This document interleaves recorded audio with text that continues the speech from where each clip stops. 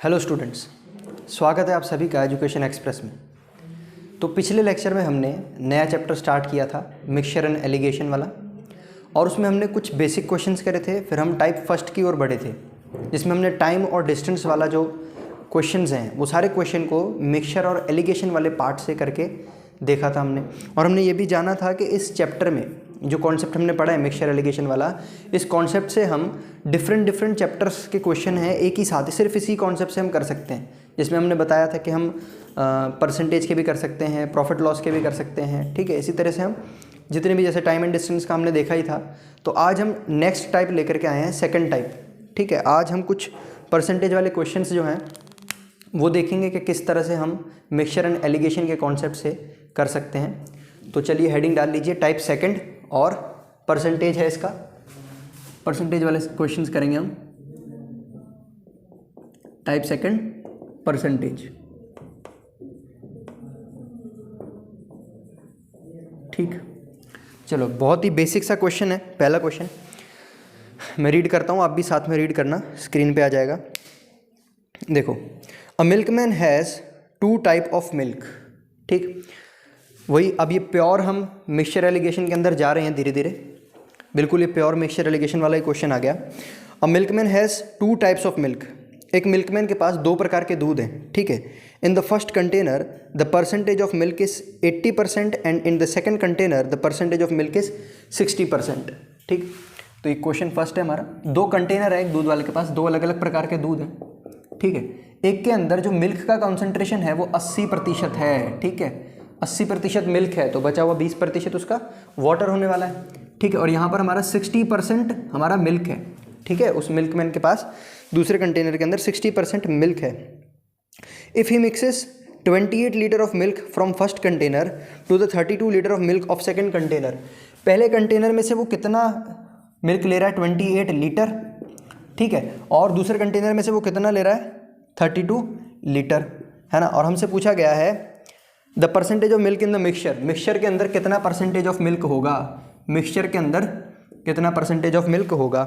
तो देखो, हमने जब पिछली क्लास में पढ़ा था तो हमने देखा था कि यहाँ पर जो 2 क्वांटिटीज़ आती हैं वो किसी ना किसी के रिस्पेक्ट में आती हैं, ठीक है। 80% मिल्क पर लीटर, ठीक है। 80% मिल्क पर लीटर, ऐसे लिख सकते हैं हम इसको, 80% मिल्क पर लीटर। यानी अगर ये बोल रहा है कि उस कंटेनर के अंदर टोटल 80% मिल्क है, तो जब हम उससे 1 लीटर दूध निकालेंगे तो उस 1 लीटर के अंदर भी 80% यानी 800 ml तो मिल्क होगा, ठीक है। तो हम यहाँ पर लिख सकते हैं 80% मिल्क पर लीटर, और यहाँ पर भी सेम इसी तरीके से 60% मिल्क पर लीटर, है ना। सेम इसी तरीके से हम यहाँ पर इसको लिख सकते हैं। तो अब देखो, तो जब हम यहाँ पर इसका मिक्सचर बनाएंगे, ठीक है, मिक्सचर के अंदर हमसे पूछा जा रहा है कि मिक्सचर के अंदर कितना प्रतिशत होगा। मिक्सचर जब इसका बनाएंगे कितना, किस रेशियो में मिक्सचर देना है वो भी हमको दे रखा है। लास्ट की जो टर्म्स हैं ये हमारी क्या बताती है, जो रेशियो आता है ये किस जो नीचे वाली क्वांटिटी है उसी का रेशियो आता है। तो यानी लीटर का रेशियो दे रखा है। यानी पहले कंटेनर में से मैंने 28 लीटर दूध लिया और दूसरे कंटेनर में से 32 लीटर दूध लिया, और जब हमने इन दोनों को मिक्स कर दिया तो फाइनल जो हमारा मिल्क बनने वाला है उसके अंदर मिल्क का कितना कॉन्सेंट्रेशन होगा, ठीक, मिल्क का कितना कॉन्सेंट्रेशन होगा। तो पहले हम इसको रेशियो निकाल लेते हैं। अभी और कट सकता है ये, देखो 4 7 जा 28, 4 8 जा 32, तो 7:8 के अंदर ये आ गया। क्लियर, 7:8 के अंदर ये आ गया है ना। अब हमको बीच वाली टर्म फाइंड करनी है। तो हमने कल ही ये सीखा था कि अगर हमको ऊपर की 2 टर्म्स गिवन है, नीचे वाली 2 टर्म्स गिवन है, तो बीच वाली हम कैसे फाइंड करते हैं भाई, कल हमने सीखा था, ठीक है। तो हम क्या करेंगे, ऊपर 2 का डिफरेंस निकालेंगे। 80 माइनस 60 कितना आ रहा है? 20, और इन दोनों को हम ऐड कर देंगे। 7 + 8 15, और इन दोनों को हम इक्वेट करने वाले हैं अब, ठीक है, इक्वेट करने वाले हैं। तो हमारा जो 1 है वो 20/15 के बराबर हो जाएगा। यानी कि जब हम इसको सॉल्व करेंगे 5 3 जा 15 और 5 4 जा 20, यानी हमारा 1 जो है 4/3 के बराबर हो जाएगा। क्लियर है, हमारा 1 जो है वो 4/3 के बराबर हो जाएगा। तो ये तो हमने जैसे रेशियो निकाला था, है ना। अब रेशियो हमारा जो यहाँ पे जो हमारा 7 है और यहाँ पर 8 है, ये क्या है, रेशियो के फॉर्म में है, ठीक है। फिर जब इस रेशियो को हमने फाइनल लीटर के अंदर जब निकाला, है ना, तो ये कितना आएगा, 4:3। तो तो हमारा अगर एक 4:3 के बराबर है तो हमारा 8 किसके बराबर होगा, 4:3 कर देंगे, और यहाँ पर भी हम 4:3 कर देंगे। क्लियर है? ठीक है, पिछली क्लास में भी हमने ऐसा ही किया था। अब फिर इसको फाइनली मल्टीप्लाई करके देखेंगे। देखो 8 4 जा 32/3, और यहाँ पर 7 4 जा 28/3। कुछ इस तरह से ही आ गया है ना, कुछ इस तरह से ये आ गया। अब हमको क्या करना है, हमको पता है बड़े में से छोटे को माइनस करेंगे तो ये वाली टर्म आएगी, क्योंकि ये जो यहाँ पर मिक्सचर बनने वाला है उस मिक्सचर के अंदर जो मिल्क का परसेंटेज होगा वो इससे कम होगा और इससे ज़्यादा होगा, है ना। तो हम ये कैसे निकालते हैं, बीच वाली टर्म, बड़े में से छोटे को माइनस करते हैं, बीच वाली टर्म आ जाती है। तो अब तो ये माइनस करना बहुत सिंपल हो गया हमारे लिए। ठीक है, यहीं पर हम माइनस करके देखते हैं। देखो 80 में से 32/3 अगर हम माइनस करेंगे, ठीक है, 80 में से 32/3 हम माइनस करेंगे तो देखो क्या आने वाला है, 240 माइनस 32/3। ठीक है, और 240 में से फिर 32 माइनस कर लिया हमने तो 208/3 आ गया। ठीक, तो हम चाहे तो 208/3 लिख सकते हैं, जैसा अगर ऑप्शन में दे रखा है वैसा हमको करना होगा। अगर चाहे तो मिक्स्ड फ्रैक्शन में लिखना चाहें तो मिक्स्ड फ्रैक्शन में भी लिख सकते हैं। देखो 3 6 या 18 और बचेगा यहाँ पर 2। ठीक है, 3 9 जा 27, फिर बचेगा 1 तो 69 1/3, इस तरह से 69 1/3, इस तरह से हम कर सकते हैं इसको। तो यहाँ पर जो आएगा हमारा कि किस रेशियो में हमको इसको मिक्स करना था, है ना, यानी जब हमने जिस रेशियो उन्होंने बता रखा था और हमसे पूछा था कि जब हम मिक्स कर देंगे इसको, जब हम इसको फाइनली मिक्स कर देंगे तो फाइनल जो मिक्सचर बनेगा उसके अंदर मिल्क का कितना परसेंट होगा। तो वो हमने कैलकुलेट कर लिया, 69 1/3% ऑफ मिल्क होने वाला है यहाँ पर। क्लियर है? तो यहाँ पर आप लिख सकते हैं 69 1/3%, है ना। अब ऑप्शन हमको जैसे डायरेक्ट फ्रैक्शन के अंदर दे रखा है तो हम फ्रैक्शन में निकाल लेंगे, मिक्स्ड फ्रैक्शन में दे रखा है तो मिक्स्ड फ्रैक्शन में निकाल लेंगे, डेसिमल के अंदर दे रखा है तो 69.33 वो कर लेंगे। ठीक है, तो उसमें कोई प्रॉब्लम नहीं है। तो हो गया ये क्वेश्चन। अब इसी क्वेश्चन को कुछ बच्चे दूसरे तरीके से भी कर सकते हैं। ठीक, हमने जैसे मानो हमने मिल्क का लेके चला, मिल्क का जो कॉन्सेंट्रेशन दे रखा था हमने वो लेकर के स्टार्ट करा क्वेश्चन और उसी में हमारा आंसर आया। ठीक है, अगर आप चाहें कि जैसे 80 है और 60 है, बड़ी क्वांटिटीज़ है, कैलकुलेशन करने में थोड़ी बहुत इसमें मिस्टेक होने की चांसेस रहते हैं, तो हम इसको मिल्क का ना लेकर के वाटर का भी ले सकते हैं। हम जो हमने कॉन्सेंट्रेशन लिया है वो वाटर का भी ले सकते हैं, फिर फाइनल जो आंसर आएगा उसको 100 में से माइनस कर देंगे। तो एक बार देखो करके देखते हैं कैसे ऐसे कर सकते हैं हम। जब भी हमको ऐसा लगे कि जो क्वांटिटीज़ हैं, है ना, 80 60 ये ज़्यादा बड़ी हैं, तो मल्टीप्लाई करने के चक्कर में या परसेंटेज वगैरह रेशियो निकालने के केस में कई बार मिस्टेक होने की चांसेस रहते हैं। अगर हमको ऐसा लगे तो हम छोटी क्वांटिटीज़ में भी इसको कर सकते हैं। देखो कैसे, यही क्वेश्चन है ना। इसके अंदर बोल रहा है 80% मिल्क है फर्स्ट कंटेनर के अंदर, सेकंड कंटेनर के अंदर 60% मिल्क है। तो जब 80% मिल्क होगा तो बचा हुआ कितना परसेंट वाटर होगा, 20%। तो देखो 20% वाटर पर लीटर। ठीक है, ये भी इस तरह से लिख दिया, वाटर पर लीटर। और इसके अंदर 60% मिल्क था, 60% मिल्क था, तो वाटर कितना होगा, 40 होगा। बिल्कुल, यहाँ पर हम लिख देते हैं 40% ऑफ वाटर पर लीटर। ठीक है, अब इसका हमको बनाना पड़ेगा। और ये जो रेशियो हमारा आ रहा था, रेशियो जो हमारा आ रहा था, हमने 28 और 32 लिखा था और उसको जब हमने काटा था तो 7:3 आ रहा था, 8 आ रहा था, 7:8 आ रहा था हमारा। तो ये रेशियो जो है इस बार भी वही आएगा, इसमें कोई प्रॉब्लम नहीं है, 7:8 आएगा। अब हमको क्या काम करना है, बीच वाली टर्म निकालनी है। तो बीच वाली टर्म कैसे निकलेगी, वही इन दोनों को माइनस करेंगे हम, तो ये आने वाला है 20, और इन दोनों को प्लस कर देंगे, इन दोनों को हम प्लस कर देंगे तो ये आने वाला है 15, दोनों को इक्वेट कर देंगे। तो हमारा 15 अगर 20 के बराबर है तो हमारा 1 20/15 के बराबर होगा। 5 3 जा 15, 5 4 जा 20, है ना। तो 1 की वैल्यू आने वाली है 4:3। ठीक है, 4/3 आएगी। अगर हमारा 1 4/3 के बराबर है तो हमारा 8 कितने के बराबर होगा भाई, 4/3 से इंटू 32/3। ये वैल्यूज़ हमारी ना सेम ही आ रही है, तो ये आने वाला 28/3, वैल्यूज़ हमारी सेम आने वाली है। ठीक है, तो अब देखो बीच वाली टर्म अगर हमको निकालनी है तो हम क्या करेंगे, बड़े में से छोटे को माइनस करेंगे तो बीच वाली टर्म आएगी। तो यहाँ पर बड़ा क्या है, ये है, छोटा क्या है, इसके रिस्पेक्ट में तो ये है ना। तो हम माइनस करके देखते हैं, चलो यहाँ पर माइनस करके देखते हैं। 40 माइनस 28/3, 28/3 है ना। अब यहाँ पर 4 3 12, 120 माइनस 28 आ जाएगा, क्लियर, अपॉन 3। तो 120 में से जब 28 जाएंगे तो कितना 92 बचेगा, 92/3। तो हम चाहें तो 92/3 भी लिख सकते हैं, और अगर हम चाहें तो इसको मिक्स्ड फ्रैक्शन में भी लिख सकते हैं। देखो 3 3 9, 0, 2/3, 32/3%। तो 32/3%, अब ये जो आ रहा है 32/3%, ये जो आ रहा है ये 32/3% ऑफ वाटर पर लीटर आ रहा है, ठीक है, वाटर पर लीटर, यानी 1 लीटर के अंदर इतना वाटर होगा, क्लियर है। लेकिन हमको क्वेश्चन में पूछा जा रहा है कि मिल्क का परसेंट निकालो, जो मिक्सचर बनेगा उसमें मिल्क का परसेंटेज निकालो। तो जब हम क्या करेंगे मिल्क का निकालने के लिए, देखो 100% में से वाटर का जितना है 32/3% हम माइनस कर देंगे, ठीक है, 32/3% माइनस कर देंगे तो हमारे पास आ जाएगा मिल्क का, ठीक है, जो कि है 69 1/3%, क्लियर है, 69 1/3% हमारा आ जाएगा यहाँ पर। तो इस तरह से हम इसको सॉल्व कर सकते हैं और इसको दोनों तरीके से हम निकाल सकते हैं, ठीक है। तो नोट डाउन करें इसको, फिर नेक्स्ट क्वेश्चन देखते हैं।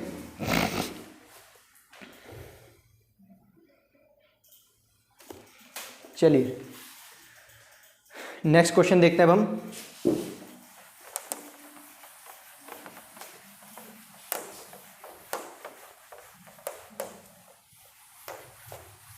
क्वेश्चन नंबर 2 है हमारा,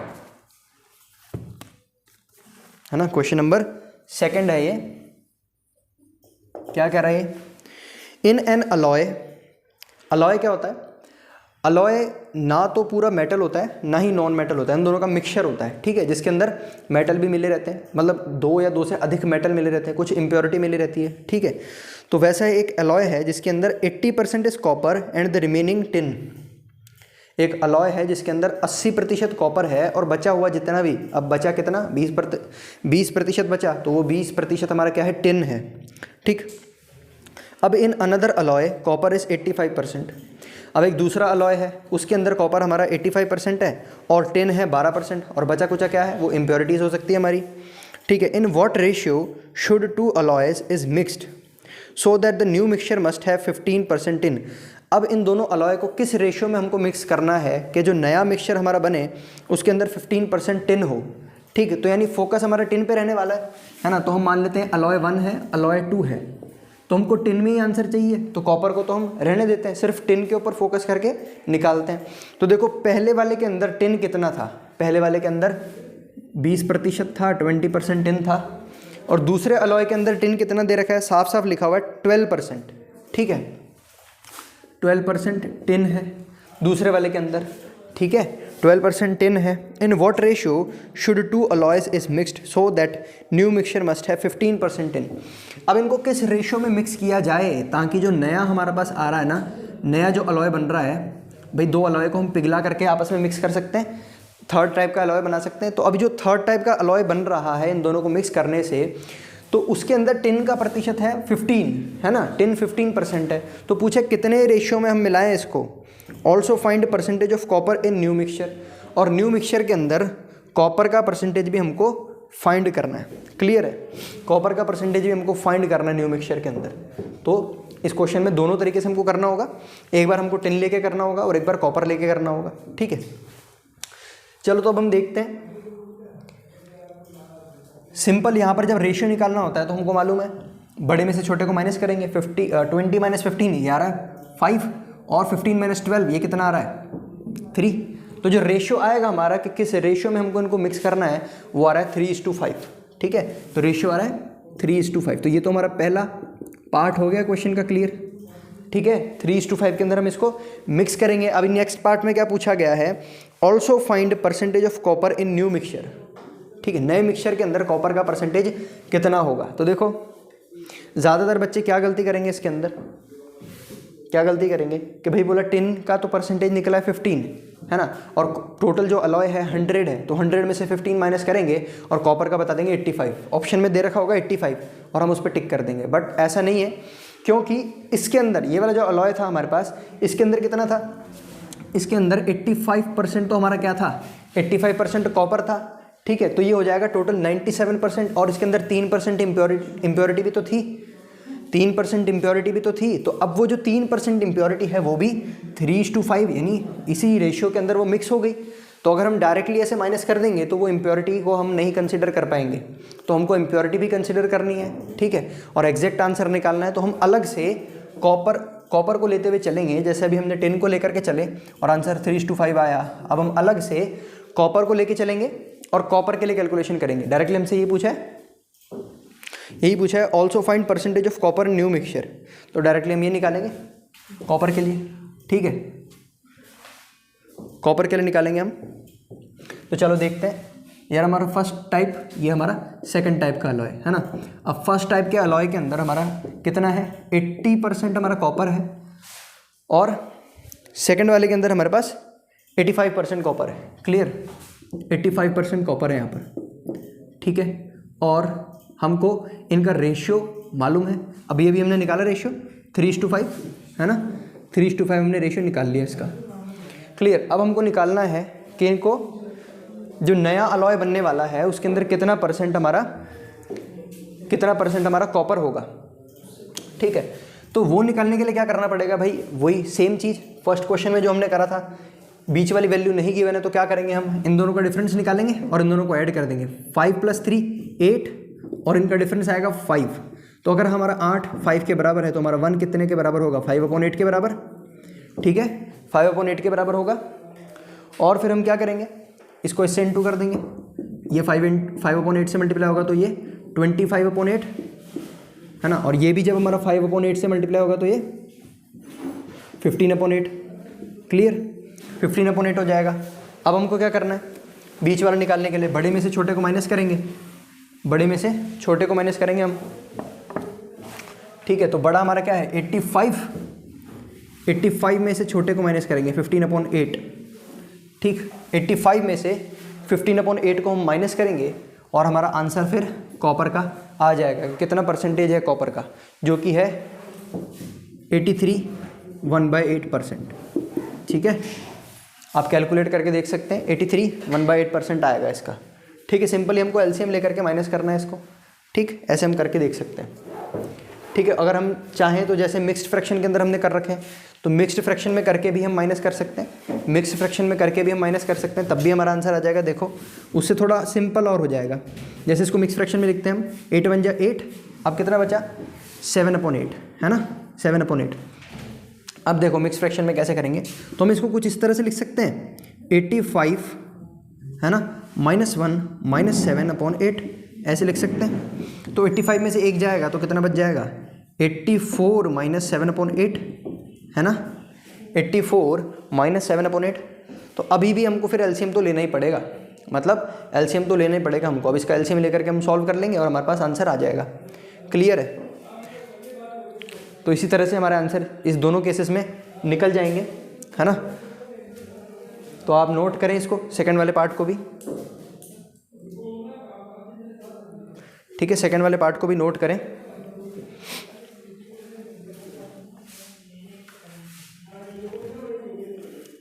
चलिए नेक्स्ट क्वेश्चन की ओर चलते हैं अब।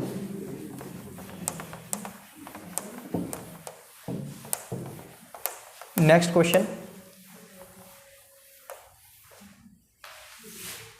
क्वेश्चन नंबर 3 है ये,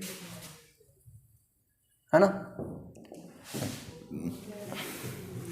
क्वेश्चन 3 क्या कहता है, a sum of ₹81 was divided in 50 students, यानी टोटल 41 रुपये हैं जो 50 बच्चों के अंदर बांटे गए। Clear, if each boy get 90 पैसे एंड ईच गर्ल गेट 65 पैसे। देखो बॉय है और गर्ल है, तो हर एक बॉय को 90 पैसे मिले, हर एक बॉय को 90 पैसे मिले और हर एक गर्ल को 90 पैसे पर स्टूडेंट, है ना, स्टूडेंट, क्योंकि विद रिस्पेक्ट में आ रहा है। अगर कोई चीज़ रिस्पेक्ट में नहीं होगी तो हम इस मिक्सचर एलिगेशन वाले मेथड से कर ही नहीं पाएंगे, ठीक है। और हर एक गर्ल को मिल रहे हैं 65 पैसे, 65 पैसे पर स्टूडेंट, पर गर्ल स्टूडेंट। क्लियर, क्लियर है ना। अब देखो फाइंड नंबर ऑफ बॉयज़, है ना, नंबर ऑफ बॉयज़ पूछा गया हमसे, नंबर ऑफ बॉयज़ पूछा गया है, तो बहुत ही सिंपल क्वेश्चन है। नंबर ऑफ बॉयज़ पूछा गया है तो बहुत ही सिंपल क्वेश्चन है। ठीक है, टोटल कितना पैसा बताया इन्होंने बताया 41 रुपीज़ है टोटल पैसे कितने, टोटल 41 रुपीज़ है। और कितने स्टूडेंट्स में बांटना है, 50 स्टूडेंट्स के अंदर। तो देखो इसके अंदर ना हमको एवरेज दिया है ना इसका रेशियो दे रखा है, ठीक है। लेकिन अगर हम चाहें तो एवरेज निकाल सकते हैं, क्योंकि एवरेज के लिए हमको ये डेटा गिवन है ना, ये डेटा हमको गिवन है। तो हम बताएंगे अगर डायरेक्टली हमको ऐसा करना होगा तो हम डायरेक्टली कैसे सॉल्व करेंगे। एवरेज अगर हम निकालें कि 41 रुपये अगर बराबर 50 स्टूडेंट्स के अंदर बांटेंगे तो प्रत्येक स्टूडेंट को कितना मिलेगा। तो देखो उसके लिए 41 रुपये हैं, लेकिन यहाँ पर डेटा हमको पैसे में दे रखा है, तो हम क्यों ना 41 को भी पैसे में कन्वर्ट कर लें। तो 41 रुपये इंटू 100 करना पड़ेगा, ठीक है। फिर हमने डिवाइड बाय 50 करा, 50 स्टूडेंट्स है ना। अब देखो 5 8 या 40 और 5 2 या 10, यानी कि कितना आ रहा है 82 पैसे पर स्टूडेंट। क्लियर है। तो यहाँ पर 82 आ जाएगा हमारे पास, इधर 82 आ जाएगा, इधर हमारे पास 82 आ जाएगा, है ना। अब हमको क्या करना है, हमको तो बॉयज़ का निकालना है। तो अब हम क्या करेंगे, सिंपली जो हमारा मेथड है, बड़े में से छोटे को माइनस करेंगे, यहाँ पर आ जाएगा 8, यहाँ पर बड़े में से छोटे को माइनस करेंगे तो यहाँ पर आ जाएगा कितना, 17 आ जाएगा भाई। 65 + 5 70, और यहाँ पर 12, तो 12 और 5 17 आ जाएगा। तो 17:8 हमारा रेशियो आ जाएगा। क्लियर है। तो हम क्या करेंगे, टोटल हमारे स्टूडेंट्स, हमारा जो रेशियो आ रहा है स्टूडेंट्स का 17:18 आ रहा है, तो हम इनको एक बार जोड़ के देखते हैं 17 और 18 कितना होता है। 17 और 8 17:8 17:8 है ना। तो इसको जब हम जोड़ के देखेंगे तो मिल जाएगा हमारे को 25, है ना। 25 मिल जाएगा जब हम इनको ऐड कर देंगे दोनों को। तो हम बोलते हैं हमारा रेशियो के हिसाब से, जैसे देखो ऐसे करते थे ना हम पहले, 17:8 8 आ रहा है ना। तो हम इसको जोड़ देते थे, तो हम बोलते थे 25 है, और हमारा 25 हमारे हिसाब से टोटल स्टूडेंट है 25, और क्वेश्चन के हिसाब से टोटल स्टूडेंट है 50। तो हम बोलते हैं अगर हमारा 25 क्वेश्चन के 50 के बराबर है तो हमारा एक क्वेश्चन के 50/25 के बराबर होगा, यानी कि हमारा एक क्वेश्चन के 2 के बराबर होगा, ठीक है। हमारा एक क्वेश्चन के 2 के बराबर होगा। अब हमसे पूछा है कि भाई बॉयज़ कितने होंगे, तो हम क्या करेंगे, बॉयज़ का रेशियो हमारा आ रहा है 17, बॉयज़ आ रहा है हमारे पास 17, तो इंटू 2 कर देंगे 34। और अगर गर्ल्स पूछा जाएगा हमसे, गर्ल्स कितना है, तो गर्ल्स हमारे पास है 8, है ना। और हमारा 8 मतलब हमारा एक 2 के बराबर है, तो हमारा 8 किसके बराबर होगा, इंटू 2, 8 2 जा 16। तो हम चेक कर सकते हैं आंसर 50 ही आएगा, है ना। तो इस तरह से हम निकाल सकते हैं, ठीक है, इस तरह से हम निकाल सकते हैं। बेसिकली देखा जाए इसके अंदर ऐसे कोई परसेंटेज के अंदर वैल्यू नहीं दे रखी थी, लेकिन फिर भी हमने इसको परसेंटेज वाले टाइप के अंदर ही करवाया, है ना। भाई मिक्सचर एलिगेशन के जितने भी क्वेश्चन हम करेंगे, सभी के अंदर जो क्वेश्चन को करने का तरीका वो सेम है ना। मैंने जैसे बताया था फर्स्ट क्लास के अंदर भी कि भाई ये 2 वैल्यू और ये 2 वैल्यू दे रखी है, ये नहीं दे रखी, तो कैसे निकालना है ना। या फिर 1 2 3 4 दे रखी होगी, ये नहीं दे रखी होगी, मतलब हमेशा कोई ना कोई 1 या 2 वैल्यू मिसिंग होगी, और गिवन डेटा हमको इतना दे रखा होगा कि हम उसकी मदद से इसको निकाल पाएंगे, है ना। तो ये परसेंटेज वाला था। अब इसके अंदर और 1 2 क्वेश्चन और देखते हैं, चलिए और देखते हैं इसके अंदर क्वेश्चंस। नोट डाउन करें पहले ये।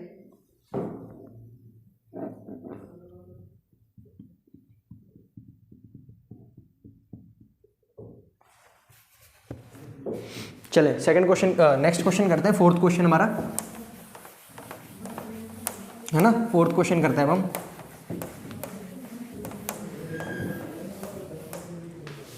चलो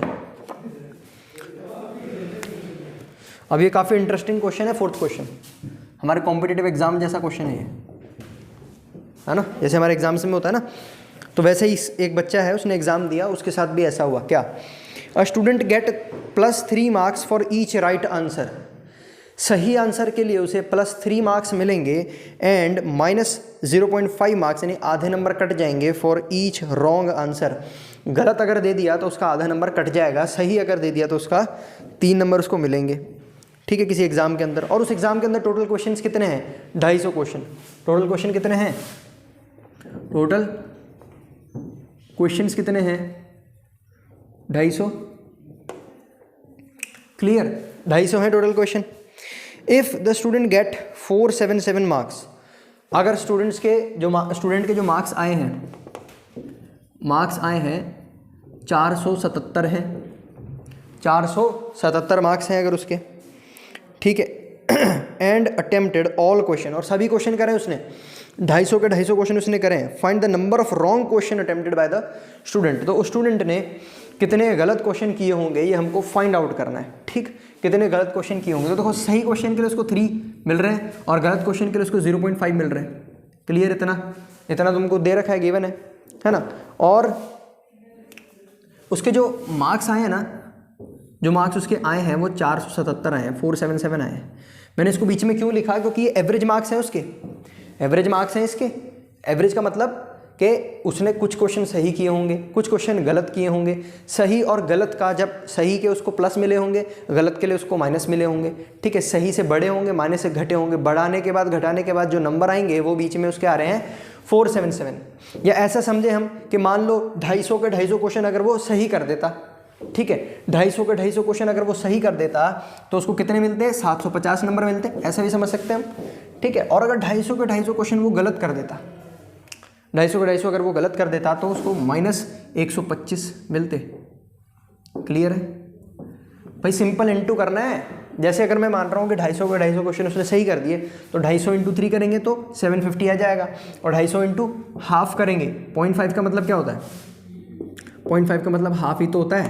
तो 250 को जब हम हाफ से इंटू करेंगे तो कितना आएगा भाई, 125 ही तो आएगा, लेकिन माइनस का आएगा क्योंकि यहाँ पर साइन माइनस का था। माइनस बता रहा है कि 125 उसके कटेंगे, ठीक है। तो ये बिल्कुल हमारा मिक्सचर जैसा नहीं बन गया कि अगर वो क्वेश्चन सही करता है तो उसको 3 नंबर मिलते हैं, और अगर गलत करता है तो -0.5 हटते हैं। अगर सपोज करो उस बच्चे ने सारे के सारे सही कर दिए क्वेश्चन, तो उसको टोटल 750 नंबर मिलेंगे उस टेस्ट में, और अगर सारे के सारे गलत कर दिए तो उस बच्चे को -125 नंबर मिलेंगे। लेकिन उसने ना सारे गलत करे ना सारे सही करे, ठीक है। तो उसका जो एवरेज नंबर आ रहा है वो 477 आ रहा है, 477 आ रहा है ना। और हमसे पूछा है, हमसे क्या पूछा है भाई, find the number of wrong question attempted by student. बिल्कुल, उस स्टूडेंट ने कितने गलत क्वेश्चन करे होंगे, गलत क्वेश्चन, यानी ये हमसे पूछा जा रहा है। तो हम निकालेंगे, सिंपल क्या करते हैं, बड़े में से छोटे को माइनस करते हैं। 750 बड़ा है, ये छोटा है, तो देखो 80, 90, 100, 500, तो 23 तो यहाँ तक आ जाएंगे, 600, 700 और 50, 60, 70, तो यहाँ पर आएगा 273, 273 आ जाएगा। क्लियर। अब यहाँ पर बड़े में से छोटे को माइनस करेंगे, तो जब माइनस करेंगे ना तो देखना, यहाँ पर ध्यान से देखना, इसमें गलती मत कर देना।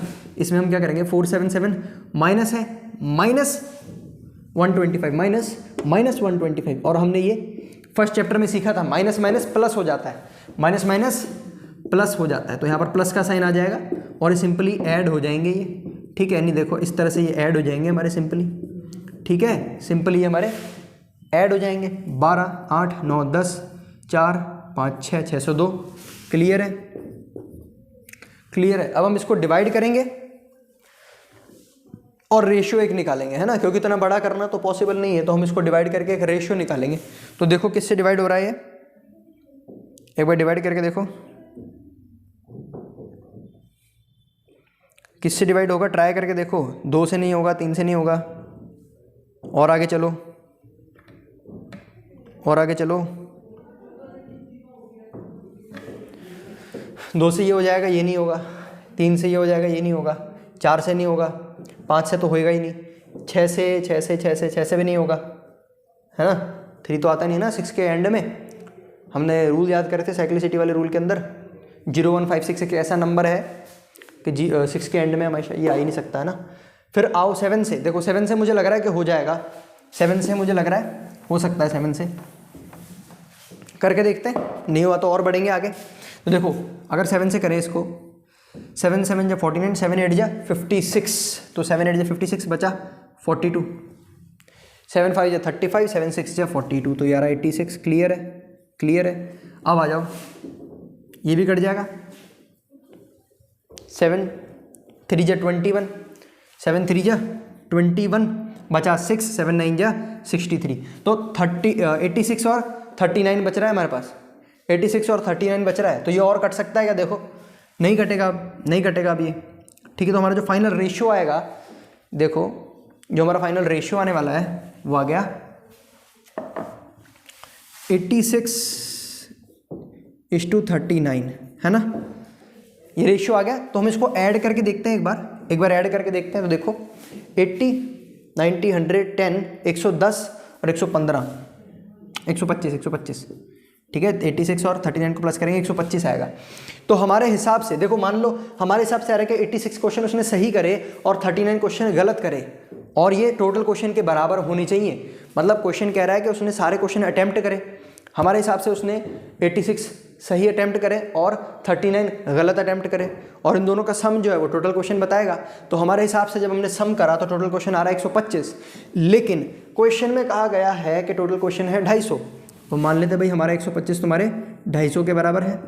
तो हमारा एक आपके 250 डिवाइडेड बाई 125 कितना होता है, 2 ही होता है, 2 के बराबर होगा। हमारा एक आपके 2 के बराबर होगा। तो हमसे पूछा गया है कि रॉन्ग क्वेश्चन कितने किए होंगे, तो हम क्या करेंगे, इसको इंटू 2 कर देंगे, क्लियर है, इसको हम इंटू 2 कर देंगे और हमारा ये आ जाएगा 39 इंटू 2 78, ठीक है। तो हमारा आंसर आ जाएगा कि टोटल रॉन्ग क्वेश्चन कितने करे उसने। है इजी क्वेश्चन ये। वैसे अगर हम बोला जाए कि भाई बिना मिक्सचर एलिगेशन से आप बताओ तो बहुत ज़्यादा डिफिकल्ट हो जाएगा। और देखो मिक्सचर एलिगेशन से फटाफट से हमने इसका आंसर निकाल लिया। तो इसको नोट डाउन करें आराम से, इस क्वेश्चन को नोट डाउन करें, बहुत ही सिंपल क्वेश्चन है ये। और जिनका हो गया वो आगे देखें।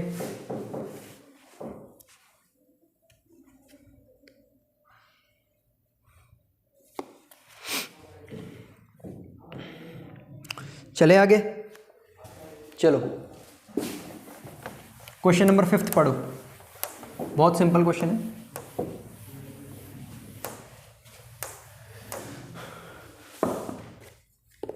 और काफ़ी अच्छे लेवल का भी है क्वेश्चन 5, है ना, मज़ेदार है काफ़ी क्वेश्चन ये। आओ, in a centre of square room of side 10 metre there is a square carpet and rest of floor is covered with cloth.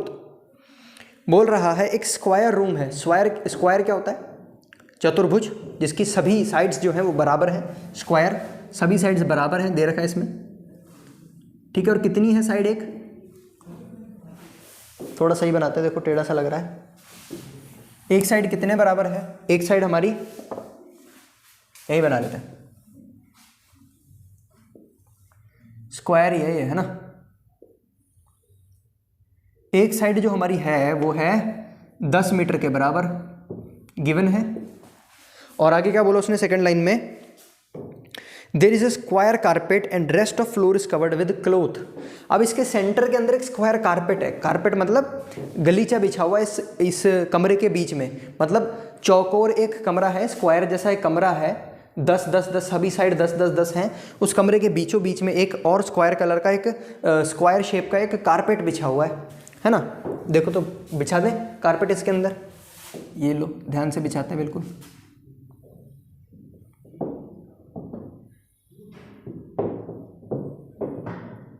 है ना। तो ये बन गया हमारा कारपेट, क्लियर है।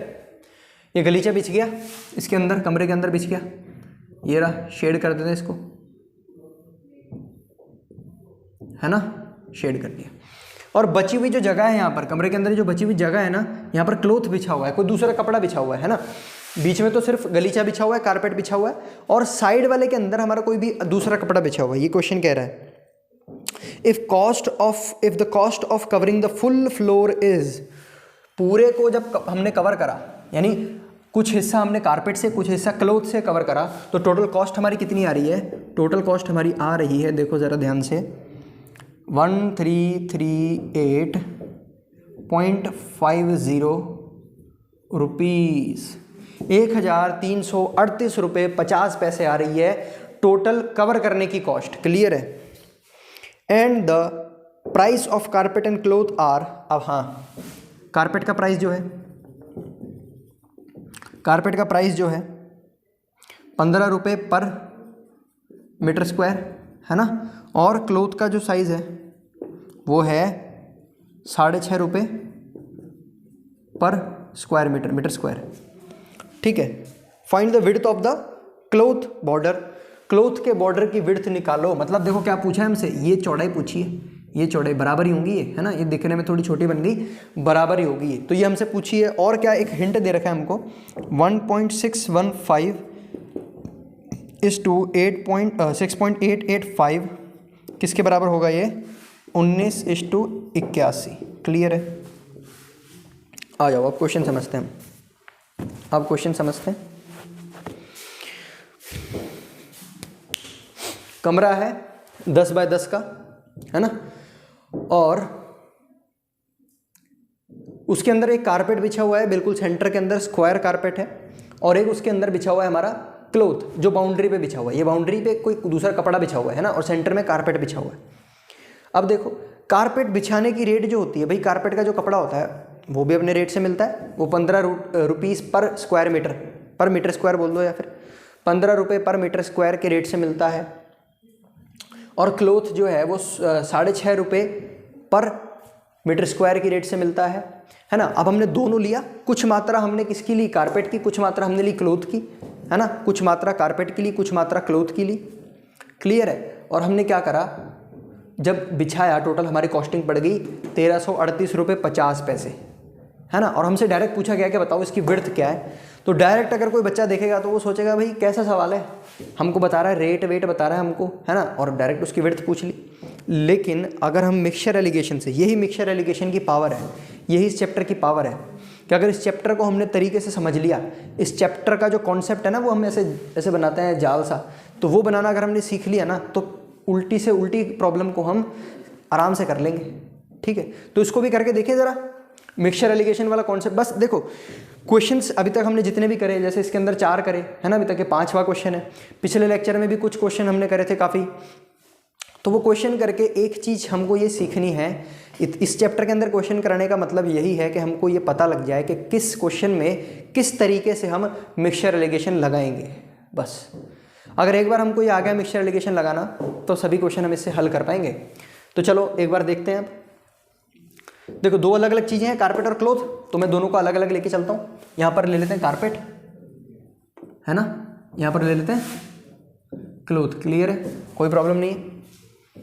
चलो अब देखो कारपेट की रेट बताइए 15 रुपये पर मीटर स्क्वायर, है ना। कारपेट की रेट जो है 15 रुपये पर मीटर स्क्वायर, है ना। और क्लोथ की जो रेट है 6.5 रुपये पर मीटर स्क्वायर। इतना क्लियर है, इसमें कोई प्रॉब्लम नहीं होनी चाहिए। अब देखो, अब जब हमने इसको, जब दोनों को एक साथ लगाया तो अब हमारी कॉस्ट कितनी आ रही है ना, तो हमारी कॉस्ट आ रही है 1338 रुपये। लेकिन ये जो आनी चाहिए ये metre square with respect to metre square आनी चाहिए, एवरेज, मतलब with respect to metre square आनी चाहिए, रुपीज़ पर मीटर स्क्वायर। यहाँ पर देखो यूनिट के अंदर रुपीज़ पर मीटर स्क्वायर है, रुपीज़ पर मीटर स्क्वायर है, तो ये तो टोटल रेट बता दी। मतलब टोटल 10 बाय 10 का अगर कमरा है, उसके अंदर दोनों हमने बिछाए कारपेट और क्लोथ, तो टोटल जो हमारा खर्चा हुआ वो इतना आया 1338 रुपये 50 पैसे। तो हम इस खर्चे को पर मीटर स्क्वायर के हिसाब से बांटेंगे। ठीक है, तो इसका एरिया निकालना आना चाहिए हमको, इसके लिए स्क्वायर का एरिया का फॉर्मूला हमको आना चाहिए। तो देखो एरिया स्क्वायर का क्या होता है, देख लो, एरिया होता है साइड इनटू साइड, है ना। तो ये साइड 10 है, ये साइड 10 है, तो एरिया क्या होगा स्क्वायर का 10 × 10 यानी कि 100 मीटर स्क्वायर। एरिया की यूनिट होती है मीटर स्क्वायर या सेंटीमीटर स्क्वायर, या जो भी हमारी यूनिट होगी वो यूनिट का स्क्वायर हो जाएगा। ठीक है, या मिलीमीटर स्क्वायर, जो भी यूनिट होगी यूनिट का स्क्वायर हो जाएगा। तो एरिया आ गया 100 मीटर स्क्वायर और रेट आ गई इतना। तो हम जो निकालेंगे रेट पर मीटर स्क्वायर, है ना, रेट पर मीटर स्क्वायर हम निकालें। देखो कहाँ पर लिखें, यहीं लिख देते हैं, फिर मिटा के इसमें लिख देंगे ना, रेट पर मीटर स्क्वायर, यानी 1 मीटर की कितनी रेट पड़ेगी। तो हमने क्या करा, rate divided by area, 1338.50 upon area कितना है, ये रुपीज़ में आ गया, और एरिया हमारा 100 मीटर स्क्वायर में आ गया। तो देखो रुपीज़ अपॉन मीटर स्क्वायर की फॉर्म बन गई, बस अब अपना काम बन गया। तो देखो 0 नीचे लगे हुए हैं, तो हमने सीखा था 0 अगर 2 है तो पॉइंट 2 जगह खिसक जाएगा, तो यहाँ पॉइंट आने वाला है, तो ये आएगा 13.385। क्लियर है, 13.385, तो हम यहाँ पर लिख दें 13.385, क्लियर है। और इसकी यूनिट भी रुपीज़ पर मीटर स्क्वायर होने वाली है, तो इसमें कोई कंफ्यूजन नहीं होनी चाहिए। अभी हमने अच्छे से करके बता दिया, इसको नोट डाउन कर लो, नोट डाउन कर लो इसको, क्योंकि अभी हमको इसको नीचे भी तो बनाना है, इसका ऐसा भी तो करना है। तो ये साइड में लिख लेना अपना, इसके नीचे लिख लेना, यहाँ पर जगह नहीं थी इसलिए हमने यहाँ पर लिख दिया इसको। तो चलो इसको मैं रब कर देता हूँ एक बार। मेन चीज़ हमको ये सीखना है, एलिगेशन वाला पार्ट सीखना है हमको, कैसे करेंगे मिक्सचर एलिगेशन। देखो अब ये तो हमको मालूम है, बड़े में से छोटे को माइनस करेंगे, है ना। अब देखो माइनस के अंदर, पॉइंट्स के अंदर गलती नहीं होनी चाहिए। माइनस में पॉइंट्स के अंदर अगर गलती हो गई तो खेल बिगड़ जाएगा। यहाँ तक हम अच्छे से खेलते हुए आ रहे हैं, अब बस थोड़े से रन हमको और चाहिए जीतने के लिए, तो वो यहाँ से मिलेंगे हमको, यहाँ पर गलती नहीं होनी चाहिए। तो हम क्या करेंगे, माइनस करके देखेंगे अलग से, बिल्कुल तरीके से माइनस करके देखेंगे, रुको, ताकि हमारा एक भी पॉइंट की अगर गलती हो गई तो फिर, क्योंकि ऑप्शन इस तरीके से दिए होते हैं, सारे ऑप्शन बिल्कुल पास पास में होते हैं, हल्की सी गलती होगी तो हमारा आंसर ही पूरा गलत आ जाएगा। तो देखो इसको ऐसे करके देखें, 15.1230 लगा दूँ, 13.3, ओहो क्या गलत हो गया ये, देखो 13.385 है ना, माइनस करेंगे हम, ये बन जाएगा 4, 9, 9, 10, 10 में से 5 गए 5, 8 में 9 में से 8 गए 1, और ये जाएंगे 6, और ये आएगा 1, तो 1.615 आ गया इधर, 1.615 इधर आ गया, क्लियर है। तो जब हम यहाँ पर माइनस करेंगे बड़े में से छोटे को, 13.385 माइनस 6.500, भाई पीछे नहीं है तो कितने भी जीरो लगा सकते हैं ना पीछे, 5 में से 0 गया 5, 8 में से 0 गया 8, अब यहाँ पर देखो ये बन जाएगा 2, ये बन जाएगा 13, अब 13 में से 5 जाएंगे तो बचेंगे 8, और यहाँ पर बचने वाला है 6, तो आंसर आएगा 6.885, क्लियर है, 6.885 आएगा आंसर। तो देखो यहाँ तक कोई परेशानी नहीं होनी चाहिए, है ना, बड़े आराम से समझा हमने। देखो अब ये तो हमको क्वेश्चन में हिंट दे रखा है भाई, ये तो हिंट बन गया, 1.615 होगा 19:81। तो देखो हमें ऐसे लिख सकते हैं 19:81। भाई मान लो अगर क्वेश्चन में हिंट ना भी दे रखा होगा तो भी हम इसको निकाल लेंगे। भाई इनको कैसे निकालेंगे हम, पॉइंट हटा देंगे, यहाँ से पॉइंट हटा देंगे, 3 संख्या को छोड़ के पॉइंट लगाए तो 3 संख्या को छोड़ करके पॉइंट हम भी लगा लेंगे। फिर हम इसको क्या करेंगे, डिवाइड करेंगे, दिख रहा है कि भाई 5 से हो जाएगा, फिर जैसे जैसे डिवाइड होता जाएगा फाइनल आकर के आंसर ये मिलेगा। लेकिन जब भी इस तरह के क्वेश्चन आएंगे ना जिसमें पॉइंट में बहुत बड़ी वैल्यू आ रही है, तो हमेशा क्वेश्चन में हिंट दे रखा होगा, क्योंकि एग्ज़ाम जो कंडक्ट करवा रहे हैं उनको भी पता है कि भाई एग्ज़ाम के हिसाब से, कॉम्पिटिटिव एग्ज़ाम में एक क्वेश्चन को करने के लिए बहुत ही कम समय रहता है, तो उस हिसाब से वो ये आपसे नहीं करवाएंगे, ये जो है ना ज़्यादातर आपको दे रखा होगा, है ना, दे रखा होगा, तो ये मानते हुए चलें दे रखा होगा, नहीं भी दे रखा होगा तो हम कैलकुलेट कर लेंगे, कोई प्रॉब्लम तो नहीं है इसमें। चलो तो यहाँ तक हमारा आ गया, यहाँ तक आ गया हमारा। हमसे पूछा गया था ये विड्थ कितनी होगी, क्लियर है, ये विड्थ हमसे पूछा गया था कितनी होगी। तो अब देखो अब हमने एलिगेशन, मिक्सचर एलिगेशन के अंदर एक चीज़ सीखी थी कि जब ये फाइनल माइनस करके जो रेशियो आता है ना, इस रेशियो की यूनिट क्या होती है, नीचे वाली यूनिट, है ना।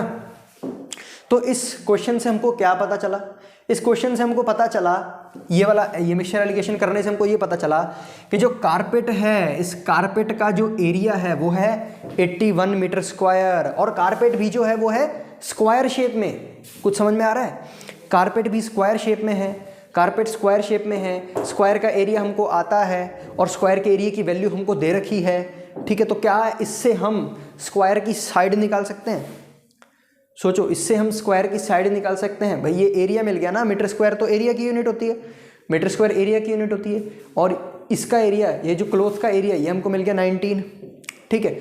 लेकिन उसके ऊपर हमको नहीं जाना, क्यों, क्योंकि मान लो उसका एरिया हमको भाई इसका फॉर्मूला कैसे मालूम है, ये तो रेक्टेंगल है, रेक्टेंगल का वैसे निकाल सकते हैं, लेकिन जो ईजिली हमको निकल रहा है, ईजिली जो हमको मिल रहा है वो मिल रहा है स्क्वायर का, ठीक है, स्क्वायर का एरिया का। अभी मैंने बताया साइड इंटू साइड, है ना, और साइड इंटू साइड करके आंसर जो आएगा वो आएगा 81। तो अब हम इससे एक साइड निकाल सकते हैं, तो जल्दी से ट्राई करके बताओ कि इस अंदर वाले स्क्वायर की साइड कितनी होगी, बस उसी में आंसर छुपा हुआ है। उसी में आंसर छुपा हुआ है। अगर अंदर वाले स्क्वायर की साइड हमने निकाल ली तो हमको आंसर मिल जाएगा इसमें।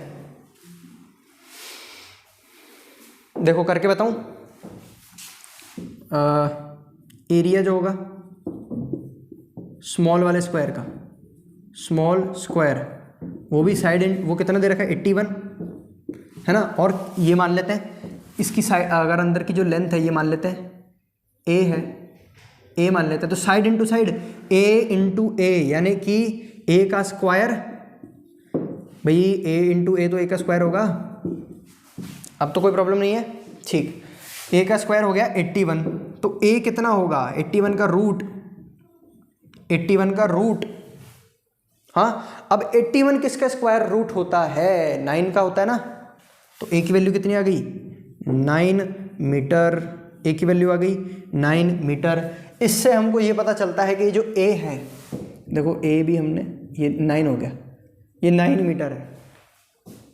क्लियर। तो ये हमने इसका आंसर निकाल लिया कि अंदर वाला जो स्क्वायर है उसकी साइड है 9 मीटर, तो ये भी 9 मीटर, ये भी 9 मीटर और ये भी 9 मीटर ही होने वाला है।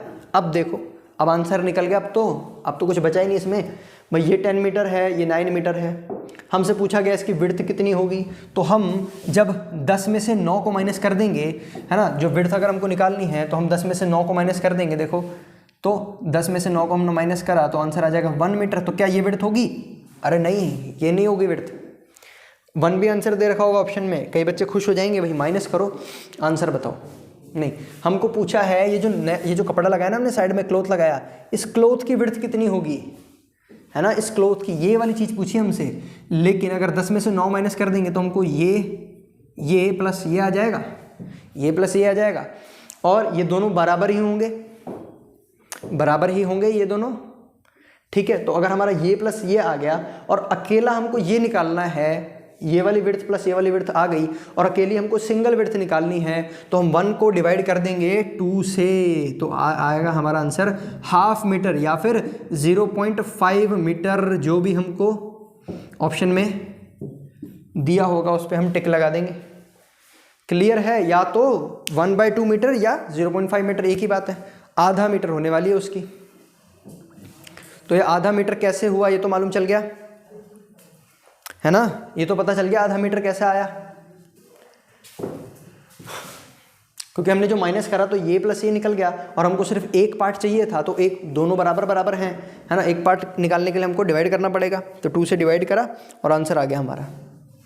देखो तो देखा कितनी आसानी से हमने मिक्सचर और एलिगेशन से इस क्वेश्चन को बना लिया। ठीक, कितनी आसानी से हमने इस क्वेश्चन को बना लिया। तो इसमें भी ऐसा कुछ नहीं था, परसेंटेज वाला पार्ट तो इसमें कुछ था नहीं, लेकिन फिर भी मैंने परसेंटेज के टॉपिक के अंडर इसको करवाया है, इस क्वेश्चन को। ठीक है, लेकिन इस क्वेश्चन से आपको काफ़ी ज़्यादा सीखने को मिला होगा, है ना, मिला है काफ़ी ज़्यादा सीखने को। एरिया का फॉर्मूला भाई काफ़ी जनों को तो पता होगा, जिनको नहीं पता उनको भी पता चल गया होगा।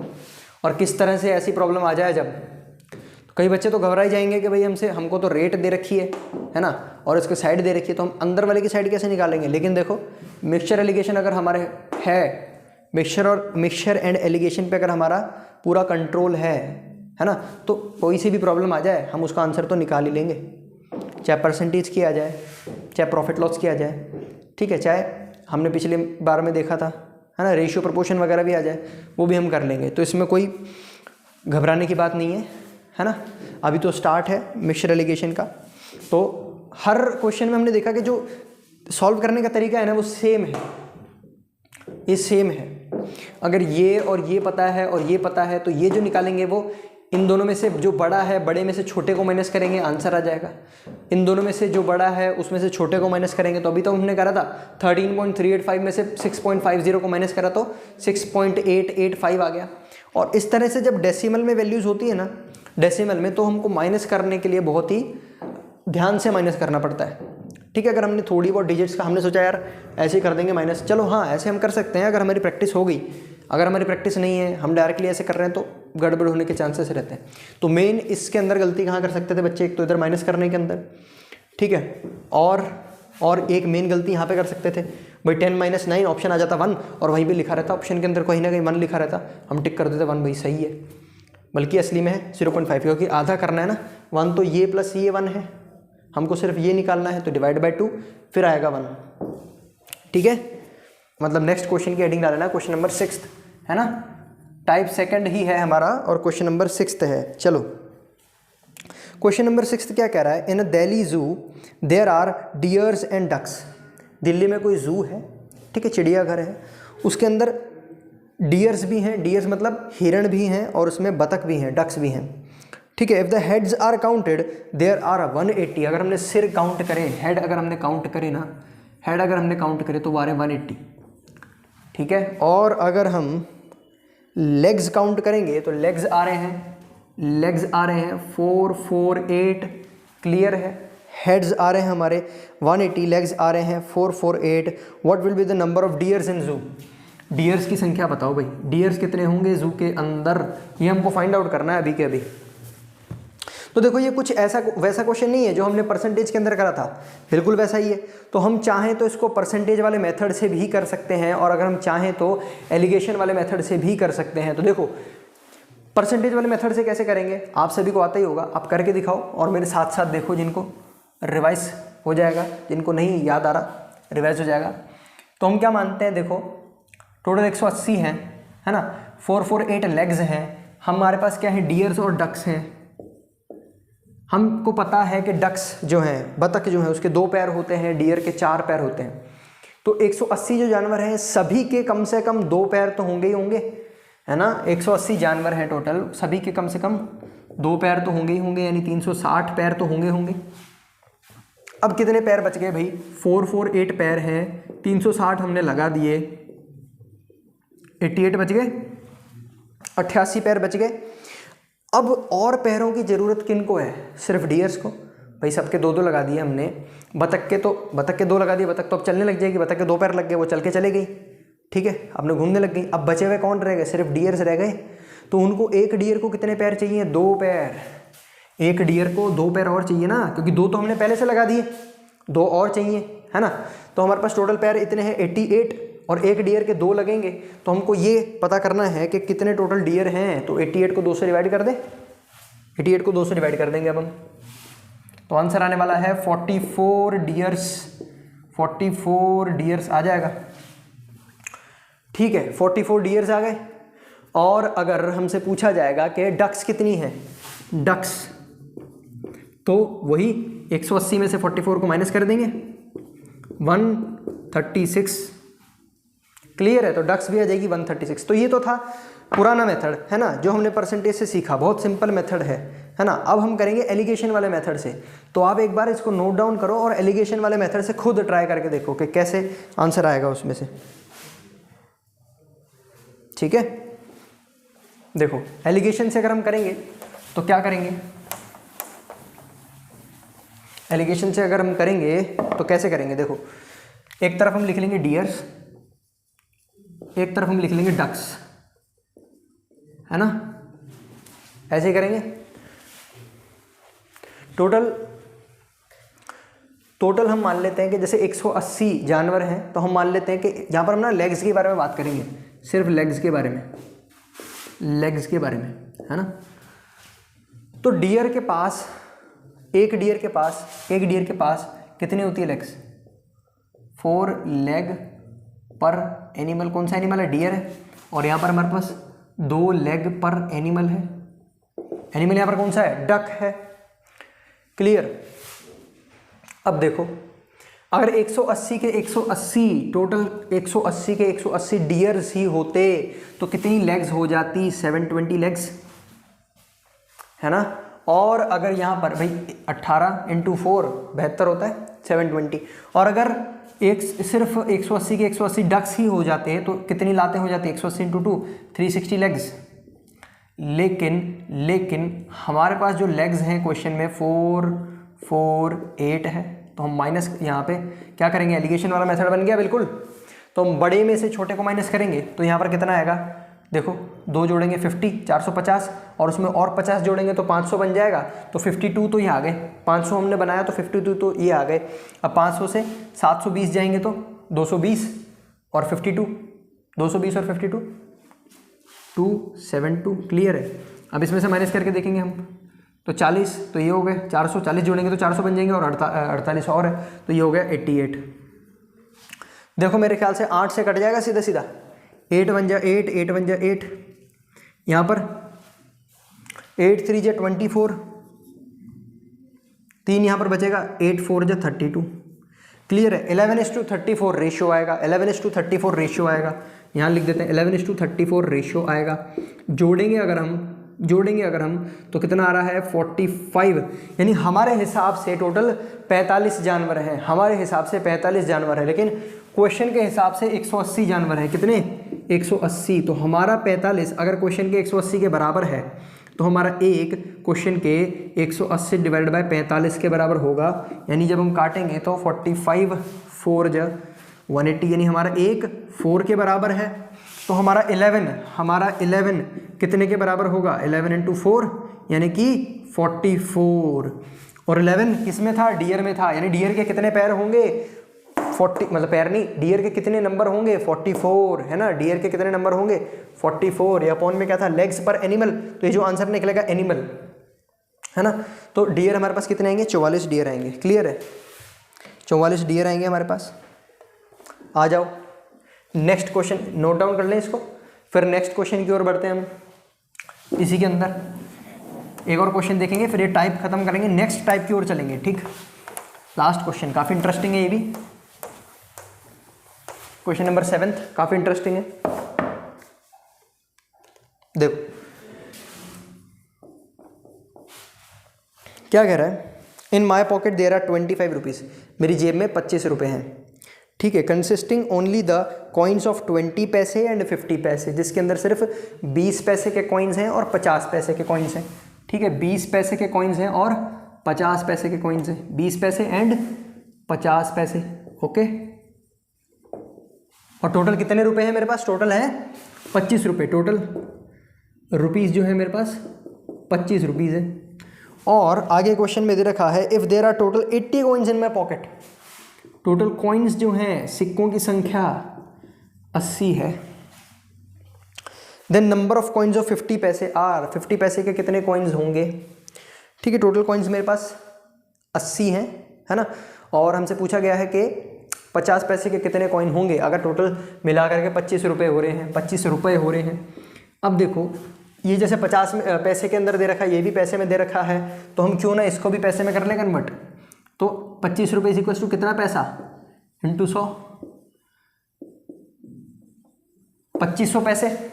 क्लियर है। अब देखो जब हम इसको एलिगेशन वाले मेथड से करेंगे तो एक बार हम मान लेते हैं कि जैसे टोटल कॉइन 80 हैं, तो मैं मान लेता हूं कि 80 के 80 कॉइन्स जो हैं वो 20 पैसे के हैं। तो 20 पैसे के अगर 80 कॉइन होंगे तो कितने पैसे हो जाएंगे मेरे पास? 20 × 80 यानी 1600 कॉइन्स, मतलब 1600 पैसे। ठीक है, 20 पैसे के मेरे पास 80 कॉइन्स हैं, तो 20 × 80 कितना हो जाता है? 1600, तो 1600 पैसे आ जाएंगे, है ना। और अगर मैं बात करूं 50 पैसे, मेरे पास 80 के 80 कॉइन्स 50 पैसे के हैं, 80 के 80 कॉइन जो है वो 50 पैसे के, तो 8 5 जा 40, तो 4000 पैसे। लेकिन मेरे पास टोटल तो है 2500 पैसे। भाई मेरे पास ना 1600 है ना 4000 पैसे हैं, सिर्फ 2500 पैसे हैं। तो ये इससे कम है और इससे, भाई अरे इससे ज़्यादा है और इससे कम है, बन रहा है मिक्सचर। इससे ज़्यादा है, इससे कम है, बन रहा है मिक्सचर। अब देखो मिक्सचर बन गया हमारा, तो अब हमारा काम ना आसान हो गया। ठीक है, काम आसान हो गया ना। अब हम क्या करेंगे? बड़े में से छोटे को माइनस करेंगे इधर, बड़े में से छोटे को माइनस करेंगे इधर। क्लियर है, तो करो एक बार, ट्राई करके देखो, जल्दी ट्राई करके देखो। भाई यहाँ पर आ जाएगा 900 और यहाँ कितना आएगा? अरे 1500 आएगा ना। क्लियर है, क्लियर है। तो अभी देखो 0 से हमको रेशियो निकालना ना हमको, तो 0 से 0 काटेंगे, 3 5 जा 15, 3 3 जा 9, 5:3 रेशियो आ रहा है, 5:3। क्लियर, रेशियो आ रहा है 5:3, है ना। यानी 5:3 की अगर हम बात करें तो कुछ इस तरह से नहीं आ रहा, यानी हम जोड़ेंगे तो टोटल आ रहा है 8। तो हमारा 8 अगर क्वेश्चन के 80 के बराबर है, हमारे हिसाब से आ रहा है कि टोटल कॉइन होने चाहिए 8, लेकिन क्वेश्चन कह रहा है 80, तो हमारा 8 अगर 80 के बराबर है तो हमारा 1 कितने के बराबर होगा, 10 के बराबर। हमको निकालना क्या है कि 50 पैसे के कितने कॉइन हैं। हमारे हिसाब से 50 पैसे के 3 कॉइन हैं और हमारा 1 10 के बराबर है, तो हमारा 3 किसके बराबर होगा, इंटू 10, 30 कॉइन्स। 30 कॉइन्स हो गया क्लियर। बहुत ही सिंपल क्वेश्चन था ये। बस हमको ना ये समझ में आना चाहिए कि हमको कैसे एलिगेशन लगाना है, इसमें एलिगेशन वाला मेथड हमको कैसे लगाना है। अगर ये हमको समझ में आ गया तो हम इसको आराम से कर सकेंगे। तो नोट डाउन करें, आप इसको नोट डाउन कर लें इसको।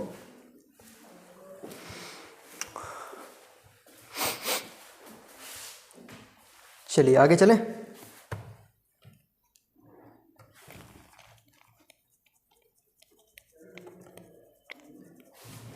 चलो अब टाइप थर्ड डालेंगे हम।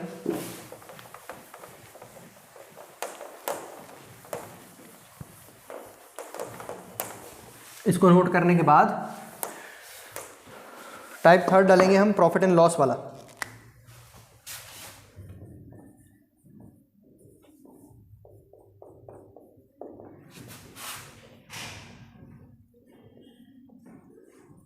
प्रॉफिट एंड लॉस,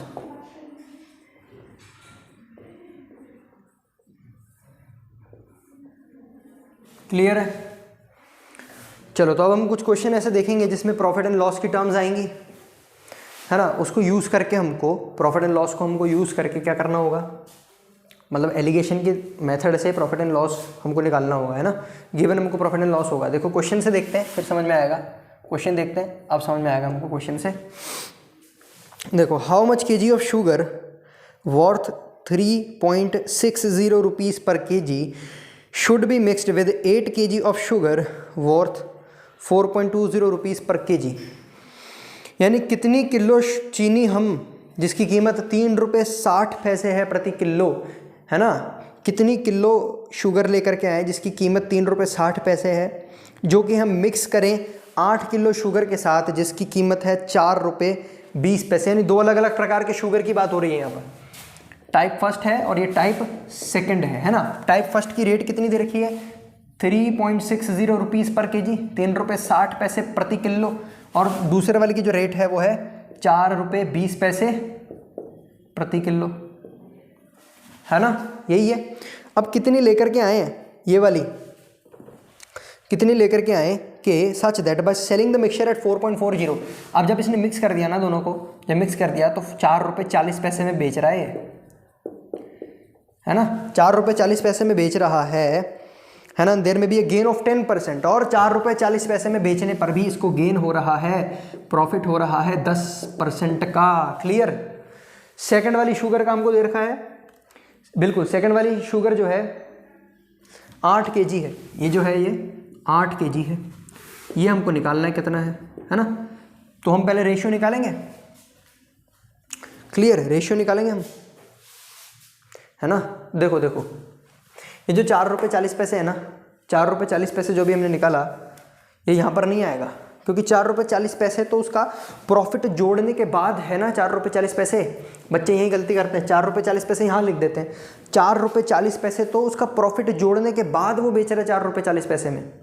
जब उसने मिक्स करा होगा तो उसको 4.40 की नहीं, इससे थोड़ा कम पे मिली होगी। देखो कैसे, देखो 10% का प्रॉफिट वो कमा रहा है, 10% यानी कि 1/10, 10 पे 1 कमा रहा है, 10 पे 1 कमा रहा है, यानी 10 पे 1 यानी 11। मतलब 10 रुपये की उसको चीज़ पड़ी होगी, उसने 1 जोड़ा, 11 में बेची। 10% का मतलब तो यही है, वो 11 में बेच रहा होगा। लेकिन क्वेश्चन कह रहा है कि वो 11 नहीं, 4 रुपये 40 पैसे में बेच रहा है, 4 रुपये 40 पैसे में बेच रहा है। तो हम मान सकते हैं कि हमारा 11 जो है, हमारा 11 जो है वो 4 रुपये 40 पैसे के बराबर है। क्लियर, हमारा 11 4 रुपये 40 पैसे के बराबर है। देखो कैसे, ध्यान से समझो इस क्वेश्चन को।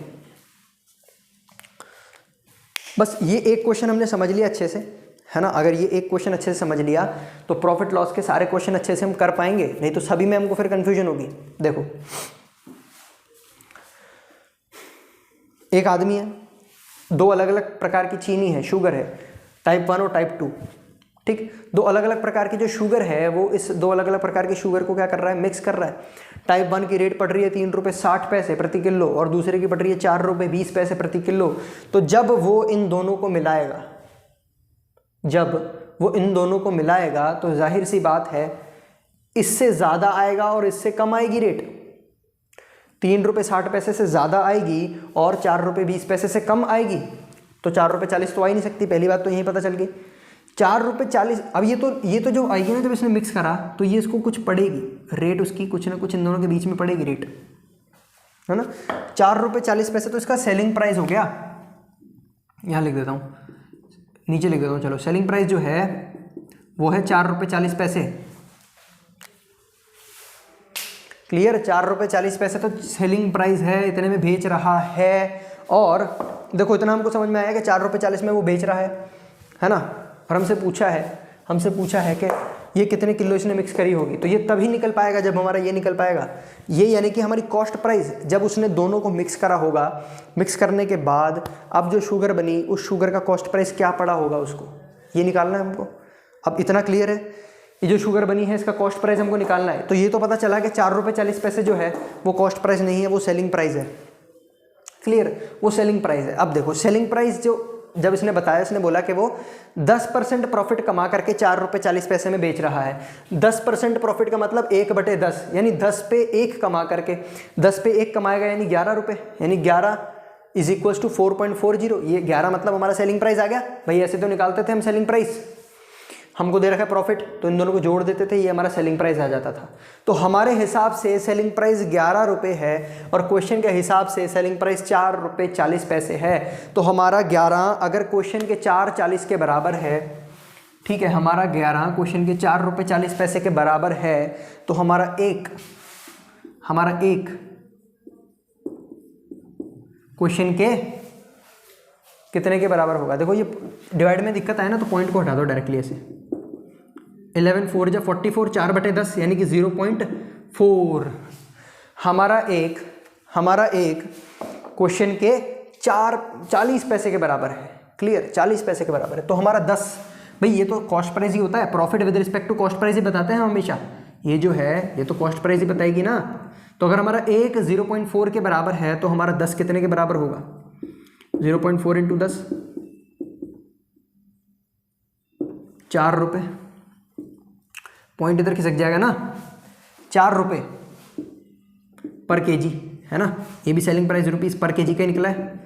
तो जो हमारा कॉस्ट प्राइस होगा, ये कॉस्ट प्राइस निकल गया, कॉस्ट प्राइस, क्योंकि ये कॉस्ट प्राइस होता है। कॉस्ट प्राइस हमारा निकल गया 4 रुपये प्रति किलो हमको पड़ रहा है, 4 रुपये प्रति किलो हमको पड़ रहा है।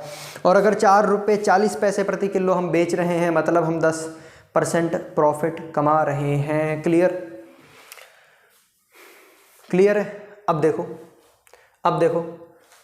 अब अगर ये कह रहा है कि अब देखो ये तो हमको मिल गया ना। अब फाइनली क्या करना है हमको, बस माइनस करना है बड़ी संख्या में से छोटी संख्या। तो यहाँ पर आएगा 0.40 आ जाएगा, है ना। और यहाँ पर क्या आएगा, बड़ी में से छोटी को माइनस करेंगे 0.20। रेशियो लेंगे अगर हम तो 1:2 आ रहा है, 1:2 रेशियो आ रहा है। देखो यहाँ पर 8 भी तो लिखा हुआ था, 8 इसका है, यानी 8 किलो ये ले रहा है, 8 किलो सेकेंड टाइप की मिला रहा है। और रेशियो क्या बता रहा है हमको, रेशियो बता रहा है 1:2, यानी 1:2 का मतलब जितनी सेकेंड टाइप की उसने शुगर ली है, पहली टाइप की शुगर उसकी आधी होगी, यानी क्वेश्चन में दे रखा है सेकेंड टाइप की शुगर 8 kg है, तो फर्स्ट टाइप की शुगर इसकी आधी यानी कि 4 kg होगी। आंसर निकल गया भाई, यही आंसर है। क्लियर, यही आंसर है हमारा। 1:2 है, 2 अगर हमारे 8 के बराबर तो 1 हमारा 4 के बराबर होगा। क्लियर, यही हमको पूछा था। इसमें नोट डाउन कर लें, इसको नोट डाउन करें इसको। प्रॉफिट एंड लॉस का पहला क्वेश्चन है ये, चलिए नोट डाउन करें। अभी जिनका हो गया वो नेक्स्ट क्वेश्चन पढ़ सकते हैं। नेक्स्ट क्वेश्चन काफ़ी इंटरेस्टिंग है, करें। चलो सेकंड क्वेश्चन,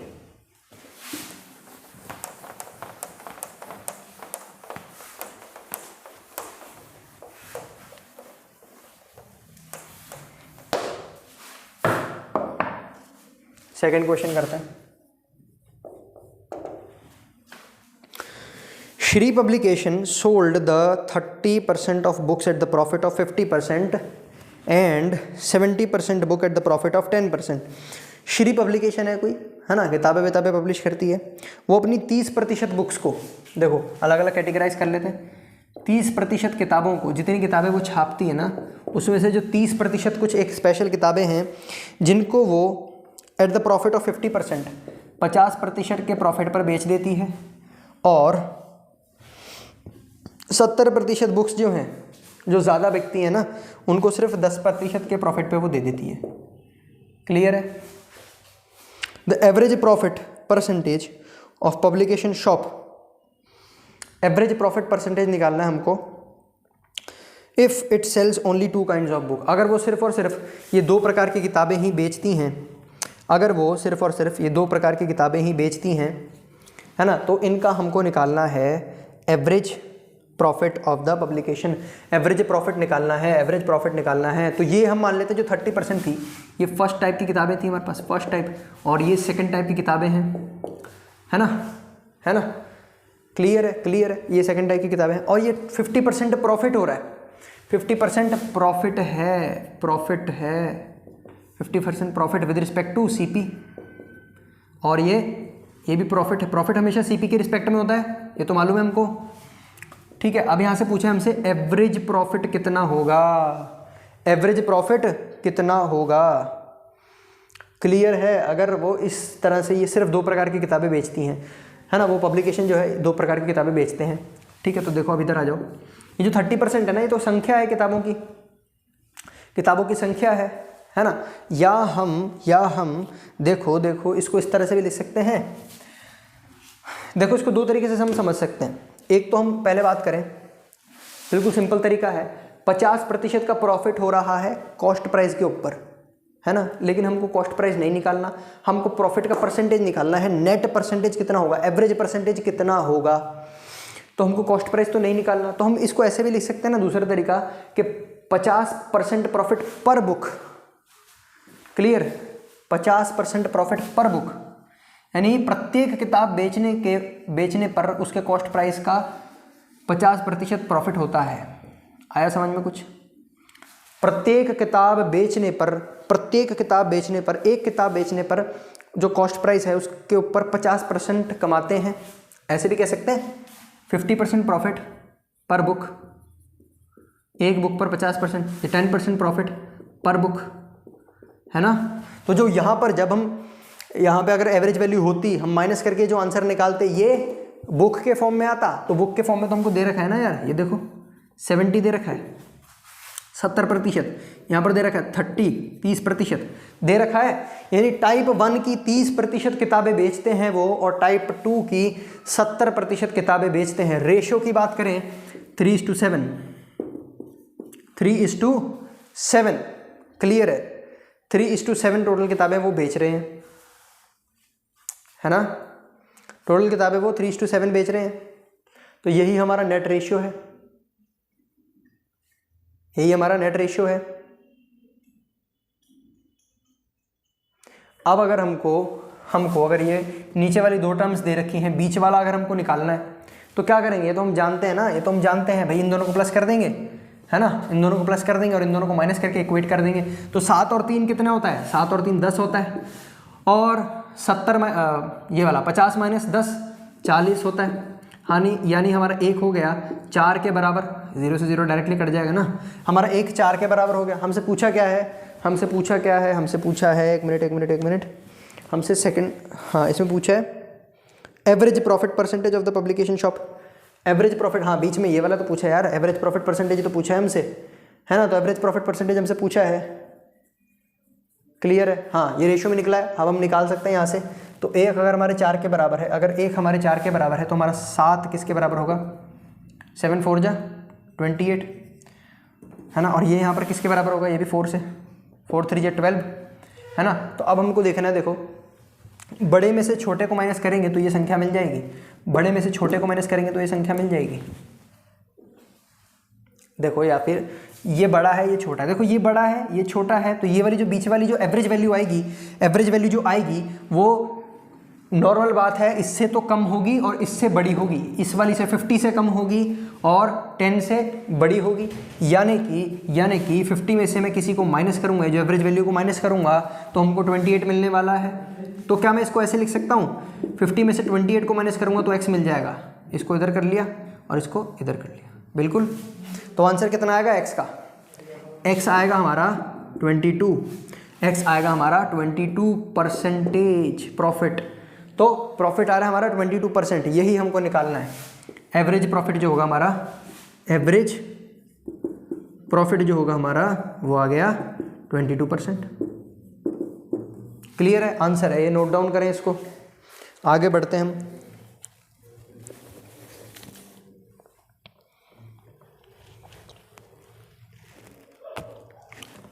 आगे बढ़ते हैं अब हम नेक्स्ट क्वेश्चन देखते हैं।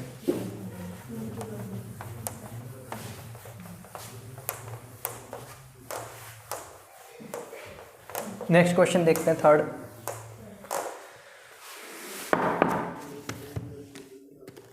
चलो क्या कह रहा है question 3, a milkman has 20 litre of milk. एक दूध वाला है, 20 लीटर दूध है उसके पास, है ना।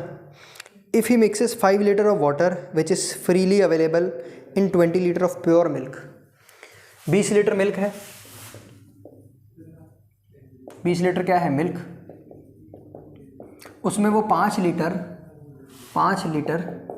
क्या मिला देता है, वाटर, जो कि कुदरत में फ्री मिलता है हमको। वाटर हमको फ्री मिलता है, वाटर के पैसे थोड़ी फ्री मिलता है नलके में से, हैंडपम्प में से, तो वो फ्री निकाल करके इसने इसमें डाल दिया मिल्क के अंदर, है ना।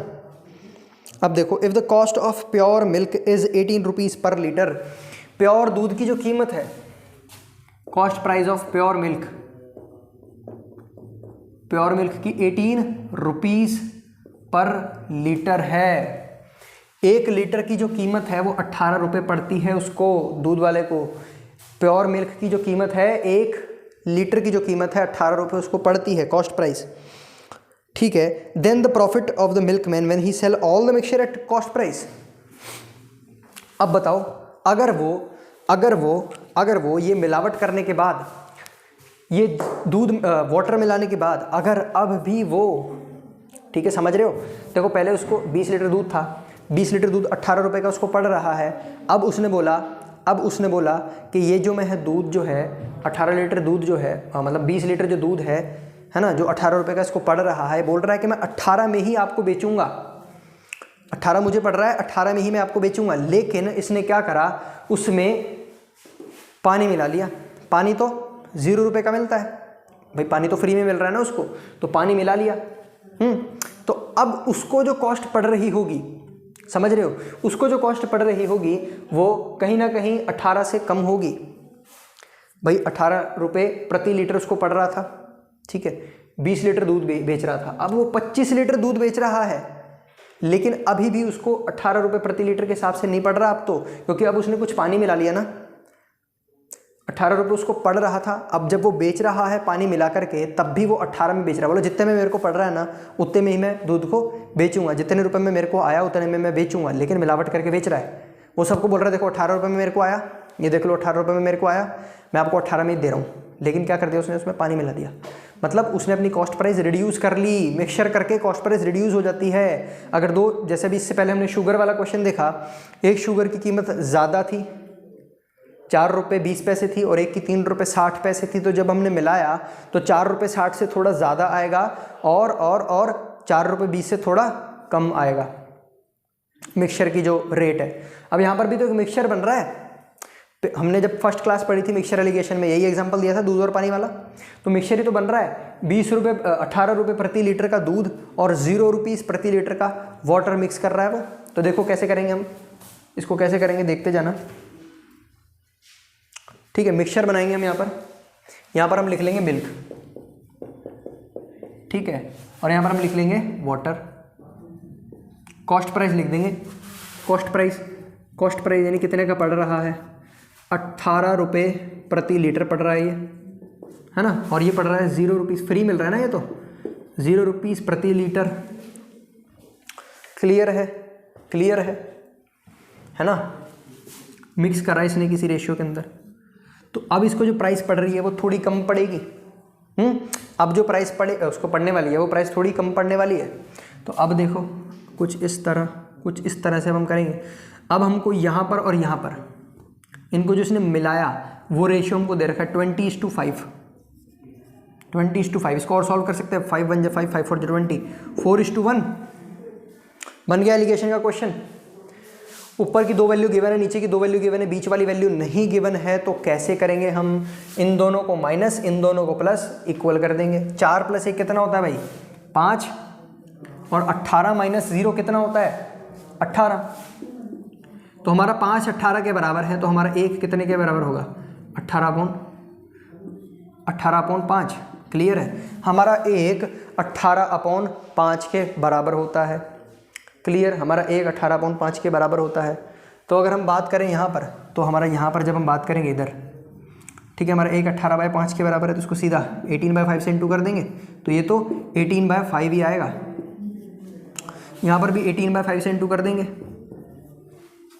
ठीक है, तो 18 4 जो 72, 72/5 आएगा। क्लियर है, क्लियर है, थोड़ा आ रहा है समझ में। तो देखो जब हम निकालेंगे तो देखो ये बड़ा है ये छोटा है, तो ये जो वैल्यू होगी वो इससे छोटी होगी और इससे बड़ी होगी। तो मतलब इसमें से हमने इसको माइनस करा तो ये आया भाई, बिल्कुल पिछले वाले के जैसे हो गया। 18 में से मैंने किसी x को माइनस करा तो मेरे को मिला 18/5। तो मैं x निकालना चाहूँगा तो 18 में से 18/5 माइनस कर लूँगा, 18 में से 18/5 माइनस कर लूँगा तो मुझे x मिल जाएगा। क्लियर है, तो वैसे ही हम इसको करेंगे। देखो हम इसको माइनस करके देखते हैं, इसको हटा दूँ, है ना, चलो लिखे रहने देते हैं, कोई प्रॉब्लम नहीं। आगे करके देखते हैं, हम इसको आगे कर लेते हैं। यहीं पर 18 5 जा 90, 90 - 18/5, ठीक है, तो कितना आएगा 72/5 x, है ना। अब x की वैल्यू और सॉल्व करते हैं, पॉइंट में निकाल लें, अच्छा लगेगा थोड़ा। 5 1 जा 5, देखो यही नीचे लिख लेता हूँ मैं, 5 1 जा 5, 6 7 बचेगा 2 यानी 22, 5 4 जा 20 बचेगा 2, पॉइंट लगाएंगे वो भी 20 बन जाएगा, 5 4 जा 20, x की वैल्यू आ गई, x की वैल्यू आ गई, यानी कि 14.4 रुपीज़ पर लीटर। अब उसको जो पड़ रहा है 14 रुपये 40 पैसे पर लीटर उसको पड़ रहा है। क्लियर है, अब क्लियर है, समझ में आया। ये एवरेज वैल्यू हमारी निकल गई, है ना, एवरेज वैल्यू निकल गई। लेकिन हमसे क्या पूछा था, हमसे एवरेज वैल्यू थोड़ी पूछी, हमसे पूछा है profit of the milkman when he sell all the milk at cost price. हमसे प्रॉफिट पूछा है। देखो ये मैं मिटा देता हूँ, बेसिक कैलकुलेशन है, तो ये निकल गई हमारी वैल्यू, है ना। हमसे प्रॉफिट पूछा है मिल्कमैन का, ठीक है। दूध वाले का हमसे प्रॉफिट पूछा है कि प्रॉफिट कितना होगा, है ना। तो अब देखो प्रॉफिट निकालना बहुत आसान है, अगर ये निकल गया तो, यानी कि अब हम मान सकते हैं कि जो 25 लीटर दूध उसने बनाया, 25 लीटर दूध उसने बनाया, वो 25 लीटर उसको 14 रुपये 40 पैसे का पड़ा। 14 रुपये 40 पैसे का पड़ा उसको। लेकिन अब वो उसको बेच रहा है कितने में, कॉस्ट प्राइस के ऊपर ही। कॉस्ट प्राइस कितनी थी उसकी, 18 में ही बेच रहा है, 18 में ही बेच रहा है। तो प्रॉफिट क्या होता है, प्रॉफिट क्या होता है हमारा, प्रॉफिट का परसेंटेज अगर हमको निकालना है, प्रॉफिट परसेंट क्या होता है, P/CP × 100, यही तो होता है। तो हम प्रॉफिट कितना ले रहा है, उसको पड़ रहा है 14 रुपये 40 पैसे में, बेच रहा है 18 रुपये में। तो प्रॉफिट कैसे निकालेंगे, selling price minus cost price, clear, upon cost price × 100। तो ये माइनस करके देखेंगे हम, 3 रुपये 60 पैसे आ जाएगा, 3 रुपये 60 पैसे अपॉन 14.4। तो ये हटा ही देते हैं, ये 0 से ये 0 हट गया, ये बच गया इधर, ठीक है। 36/144 × 100, 36/144 इंटू 100। तो जब हम इसको सॉल्व करेंगे ना, जब हम इसको सॉल्व करेंगे तो आंसर 125 हमारा 25% आने वाला। देखो हम इसको सॉल्व करें, 2 1 जा 2, 2 8 जा 16, 2 7 जा 14, 2 2 जा 4, ठीक है, 18 1 जा 18, 18 4 जा 72, तो 100/4 आ गया, यानी कि 4 2 जा 8 बचा इधर 20। तो यानी प्रॉफिट परसेंट आने वाला है, प्रॉफिट परसेंटेज आने वाला है 25%। क्लियर है? देखा किस तरह से हमने एलिगेशन के कॉन्सेप्ट से ये वाला क्वेश्चन भी सॉल्व कर लिया। नोट डाउन करें, इसको नोट डाउन करें। नेक्स्ट क्वेश्चन देखते हैं फिर हम।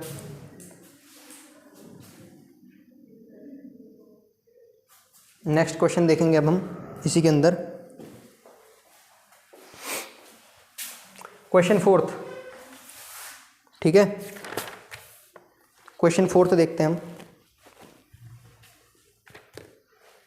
अब देखो जो आगे क्वेश्चन हम करने वाले हैं ना वो बिल्कुल इसी के जैसे हैं। तो मैं गिवन डेटा लिखूंगा और आपको खुद को ट्राई करना है एक बार वो क्वेश्चन, है ना। गिवन डेटा मैं लिख दूंगा क्योंकि भाई सभी में सेम चीज़ें हो रही है, ये जो मेथड है ये सेम हो रहा है सब में। तो ये अब आप खुद करके देखना।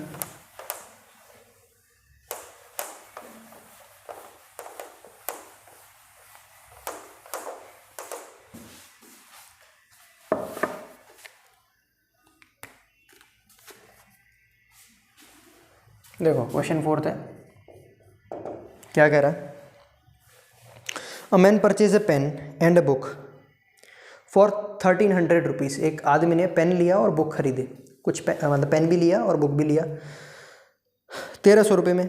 ही sold pen at 20% profit and book at a profit of 25%। Pen को 20% प्रॉफिट पर बेच दिया और बुक को 25% प्रॉफिट पर बेच दिया। तो मैं ऐसे लिख देता हूँ, पेन है और यहाँ पर बुक है। पेन को कितने प्रॉफिट पे बेचा इसने? 20% प्रॉफिट, और बुक को इसने बेचा 25% प्रॉफिट।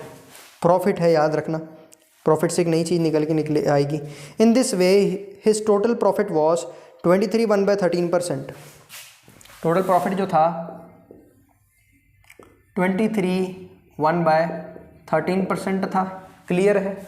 क्लियर है। Then find the cost price of book. Book की कॉस्ट प्राइस पूछी है हमसे, बुक की कॉस्ट प्राइस हमसे पूछी है, यानी यहाँ पर जो वैल्यू आएगी। देखो क्यों, अब यहाँ पर जो प्रॉफिट आ रहा है, ये जो 25% आ रहा है ना, 25% प्रॉफिट किसके रिस्पेक्ट में होता है? कॉस्ट प्राइस के। तो यहाँ पर प्रॉफिट किसके रिस्पेक्ट में होगा? कॉस्ट प्राइस के। क्लियर है? अब तो प्रॉफिट हमारा जो है वो कॉस्ट प्राइस के रिस्पेक्ट में होने वाला है ना। तो अब यहाँ पर जो हमारी वैल्यू आएगी, मतलब अब यहाँ पर जो वैल्यू आएगी हमारी दोनों, ये जो दोनों वैल्यूज आएंगी हमारी, ये क्या होंगी दोनों वैल्यूज? ये वैल्यूज कॉस्ट सीपी के फॉर्म में होंगी। ये दोनों वैल्यूज हमको सीपी मिलेगी, सीपी का रेशियो मिलेगा। क्लियर है? सीपी का रेशियो मिलेगा हमको। तो चलिए इसको सॉल्व करें। ये दोनों वैल्यू निकालनी है, बड़े में से छोटे को माइनस करना है। करके देखो, करके देखिए एक बार, बड़े में से छोटे को माइनस। कम ऑन, देखो 23 1/13 है, इसमें से माइनस करेंगे हम ये 20%। तो इसको इस तरह से लिख सकते हैं 23 + 1/13 माइनस 20। तो 23 में से 20 गए, 3 + 1/13, 3 + 1/13 को 3 1/13 लिख सकते हैं। तो यहाँ पर आंसर आएगा 3 1/13। ये कॉस्ट प्राइस किसकी है? ये कॉस्ट प्राइस है हमारी बुक की। क्लियर है? कॉस्ट प्राइस है बुक की, है ना। अब हम माइनस करके देखते हैं। ये बड़े में से छोटे को माइनस करना है। 25 माइनस 23 है ना, और ये प्लस होता है लेकिन यहाँ पर माइनस लगा हुआ है ना, तो ये भी माइनस का 1/13 हो जाएगा। समझ में आया भाई? देखो, नहीं समझ में आया तो ये देखो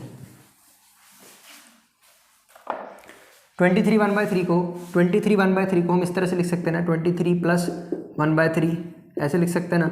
देखो मिक्स फ्रैक्शन के अंदर भी माइनस करना हम सीख लेंगे अभी। देखो 25 में से 23 को माइनस करा, -1/3 करा। अब 25 में से 23 जाएंगे, कितना बचेगा? 2 - 1/3।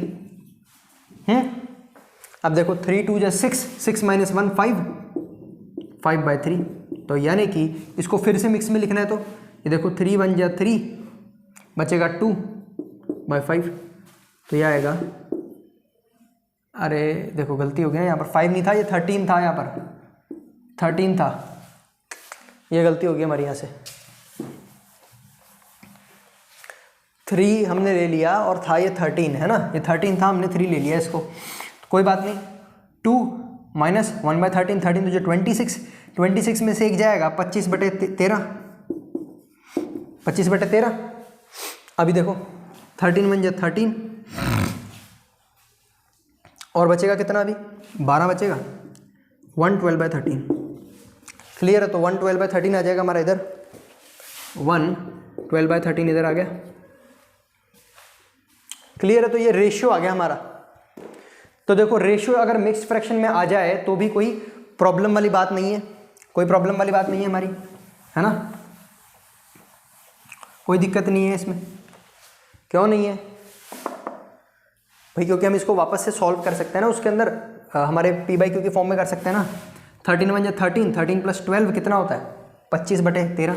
तो ये हो गया 25/13, और ये कितना हो गया, 13 3 जा 39, 39/13। क्लियर, ये 13 से 13 कट जाएगा, रेशियो आ गया 25/39। और अगर ये कटेगा तो काट सकेंगे, लेकिन अभी नहीं कट रहा, ठीक है। और हमको क्वेश्चन के फर्स्ट लाइन में बोला था कि इसने पेन और बुक दोनों 1300 रुपये में खरीदे हैं, दोनों 1300 रुपये में खरीदे हैं। तो हमारा जो रेशियो आ रहा है यहाँ पर देखो 25/39 कितना आ रहा है, अगर हम इनको जोड़ देंगे, दोनों को जोड़ देंगे अगर हम, कितना आ रहा है जल्दी बताओ, 59 और 44, क्या लिख दिया, देखो 64 आएगा ना, 30 और 2 50, 59 और 5 64, 64 आएगा हमारा। क्लियर है, और अगर हमारा 64 आ रहा है, लेकिन क्वेश्चन में बोला है कितना, 1300 बोला है क्वेश्चन में, 1300 बोला है, देखो एक बार, है ना, 1300 ही बोला है क्वेश्चन में। तो हमारा 64 अगर 1300 के बराबर है ना, तो हमारा एक कितने के बराबर होगा, हमारा एक कितने के बराबर होगा। हमको एट द एंड इसमें निकालना क्या है, find the cost price of book, है ना, बुक की कॉस्ट प्राइस निकालनी है हमको। यानी यहाँ से एक की जितनी भी वैल्यू आएगी उसको हम इससे 39 से इंटू करेंगे और हमको कॉस्ट प्राइस ऑफ बुक मिल जाएगी। ठीक है, बुक की कॉस्ट प्राइस मिल जाएगी हमको यहाँ से। देखो देखो देखो, यहाँ पर हमने गलती कर दी, यहाँ पर गलती कर दी, तभी तो 64 ये गलत आ रहा है। देखो ये देखो 13 3 जा 39, 39 फिर +1 भी तो करेंगे, ये 1 मिस हो गया था। देखो एक छोटी सी गलती के कारण आगे आंसर हमारा गलत आ जाता। तो 39 + 1 40/13, 40/13। अब देखो 13 से 13 कट जाएगा, है ना, और 5 5 जा 25 और 5 8 जा 40, तो आंसर आएगा 5:8, है ना। अब हम जोड़ेंगे, अब अगर हम जोड़ेंगे तो हमारा आएगा ये 13। तो हम कह सकते हैं हमारा 13 अगर क्वेश्चन के 1300 के बराबर है, क्योंकि क्वेश्चन में दे रखा है कि दोनों की जो कॉस्ट प्राइस है वो दोनों की कॉस्ट प्राइस का सम 1300 रुपये है, 1300 रुपये। हमने माना कि इसकी कॉस्ट प्राइस 5 है, इसकी 8 है, हमने जोड़ा तो आंसर आया 13। तो हमारा 13 अगर 1300 के बराबर है तो हमारा 1 किसके बराबर होगा भाई, हमारा 1 होगा 100 के बराबर। क्लियर है, हमारा 1 होगा 100 के बराबर, है ना। अब हमको निकालना क्या है, हमको निकालना है ये बुक की कॉस्ट प्राइस निकालनी है ना, बुक की निकालनी है हमको, बिल्कुल हमको बुक की कॉस्ट प्राइस निकालनी है। तो बुक की कॉस्ट प्राइस निकालने के लिए हम क्या करेंगे, बुक की कॉस्ट प्राइस निकालने के लिए हम सिंपली इसको इंटू कर देंगे, उससे बुक से इंटू कर देंगे हम सिंपली। तो देखो सिंपल, हम जो बुक का जो रेशियो निकल रहा है 8, हम इससे इंटू कर देंगे, तो बुक की कॉस्ट प्राइस इंटू 100। देखा 800 रुपीज़ आ गया बुक की कॉस्ट प्राइस। क्लियर है, बुक की कॉस्ट प्राइस आ गई 800 रुपये। तो नोट डाउन करें इसको, और इसी के जैसा नेक्स्ट क्वेश्चन जो है 5th, वो आपकी स्क्रीन पे है, उसको भी ट्राई करके देखें। ठीक है, इसको भी ट्राई करके देखें नेक्स्ट क्वेश्चन को।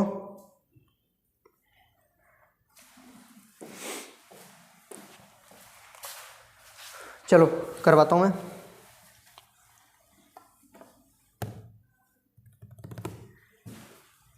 Question 5th।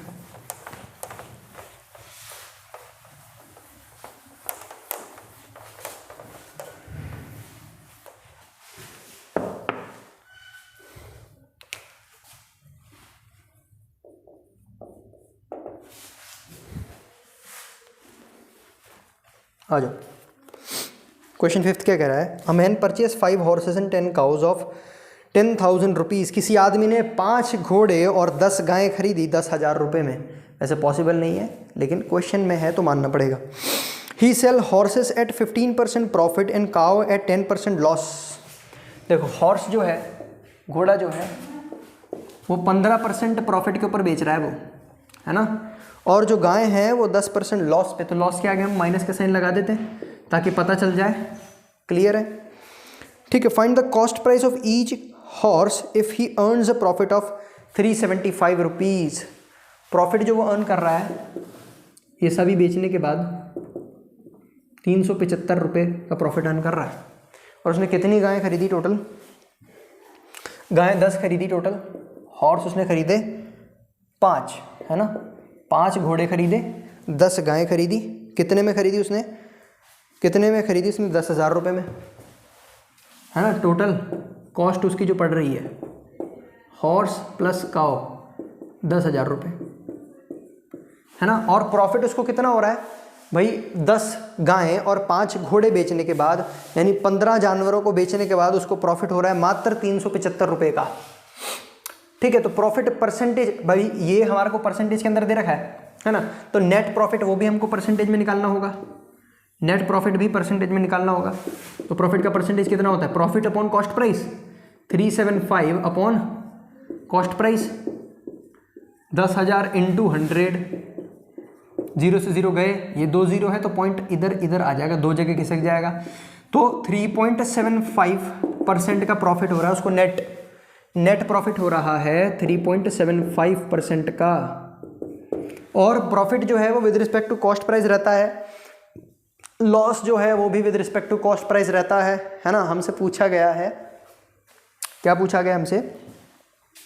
Find the cost price of each horse. Cost price of horse निकालनी है हमको। कॉस्ट प्राइस ऑफ हॉर्स निकालनी।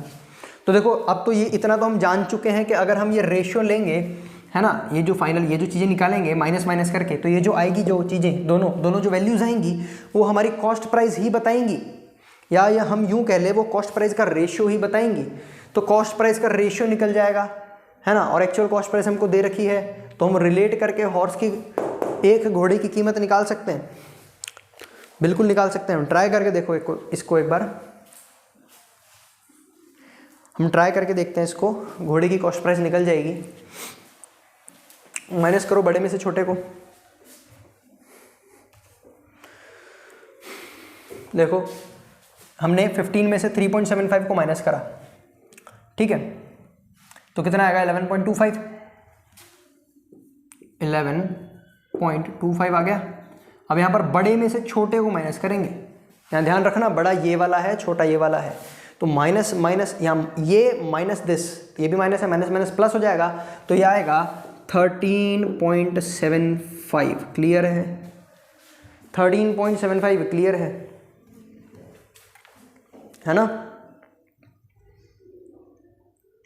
अब हमको रेशियो लेना है भाई। देखो अब देखो इसको डिवाइड करके देखो किससे हो रहा है, किससे डिवाइड हो रहा है। डिवाइड करके देखो 5 से तो हो जाएगा, लेकिन 5 से थोड़ी बड़ी संख्या देखो, बड़ी संख्या जिससे ये दोनों फटाफट से डिवाइड हो जाए, है ना। 25 से देखो हो जाएगा क्या? 25 से हो जाएगा? बिल्कुल होगा भाई, 25 से होगा। करके देखो एक बार। 25 से अगर हम डिवाइड करेंगे, 25 से अगर हम डिवाइड करेंगे, देखो ना, 25 से अगर डिवाइड करें, 25 5 जा 125 होता है, 125 होता है तो कितना बच जाएगा? बच जाएगा 12 और बच जाएगा। तो 12 आगे लगेगा, 125 और बन जाएगा। तो 25 5 जा 125 फिर से, है ना। अब यहाँ पर देखो 1125 है ना। तो 25 4 जा कितना होता है? 100 बचा और 125 बच जाएगा आगे, 125 आगे बच जाएगा। तो 25 5 जा 125, क्लियर है। अब देखो और कट जाएगा, 5 1 जा 5, 5 9 जा 45। तो अब ये जो रेशियो आ रहा है ये प्रॉफिट कॉस्ट का आ रहा है हमारा 11:9 है ना। और हम इसको इस तरह से लिख सकते हैं, देखो 11:9 हमारा रेशियो जो आ रहा है, तो टोटल आ रहा है 20 रुपये।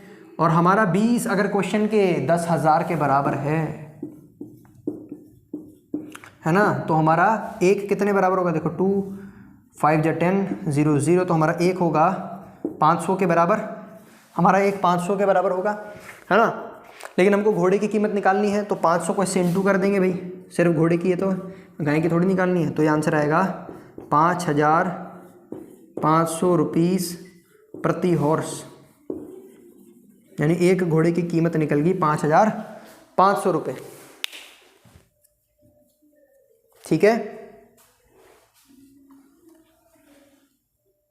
5,500 निकल गई क्या प्रति घोड़े की कीमत, या सभी घोड़ों की निकल गई? ध्यान से देखो, ध्यान से देखो,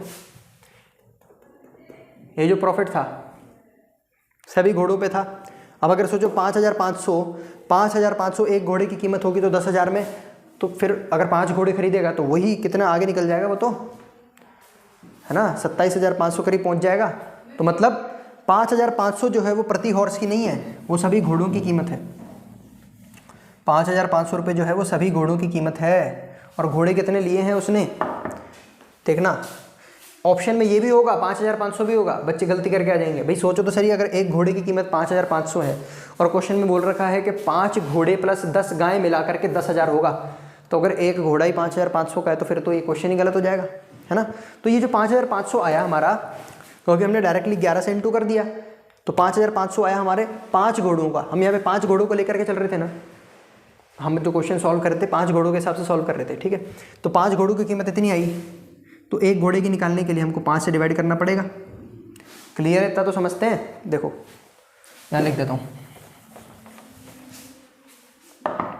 यहाँ लिख देता हूँ, देखो 5 हॉर्स की कीमत है हमारे पास, डायरेक्टली इक्वल टू लगा लेते हैं, तो इक्वल टू लगा सकते हैं 5,500 है ना। तो 1 हॉर्स की कीमत, 1 हॉर्स की कीमत 5,500 डिवाइडेड बाय 5, 5 1 जा 5, दिस, तो एक घोड़े की जो कीमत है 1100 रुपये। ठीक है, 1100 रुपये में एक घोड़ा मिल रहा है। क्लियर है, 1100 रुपये में हमें एक घोड़ा मिल रहा है। क्लियर है, ये नोट डाउन कर लो, इसको नोट डाउन कर लो इस क्वेश्चन को। इस क्वेश्चन के साथ साथ हमने देख लिया ये किस तरह से प्रॉफिट लॉस वाले आते हैं, है ना। परसेंटेज के अंदर आएगा हमारे को, तो कैसे करना है, डायरेक्टली इस तरह से हमको इसको करना है ना। प्रॉफिट लॉस के क्वेश्चन भी हमने देखे काफ़ी सारे, एक दो और क्वेश्चन देखेंगे इसमें, ठीक है। नेक्स्ट लेक्चर में प्रॉफिट लॉस के और एक दो क्वेश्चन देखेंगे। अभी ये कंप्लीट नहीं हुआ हमारा प्रॉफिट लॉस, बाकी है अभी। तो आज के लेक्चर में हम इतना ही करते हैं, ठीक है। बाकी के क्वेश्चन नेक्स्ट लेक्चर में देखेंगे। तो मिलते हैं नेक्स्ट लेक्चर में, तब तक के लिए thank you and good bye.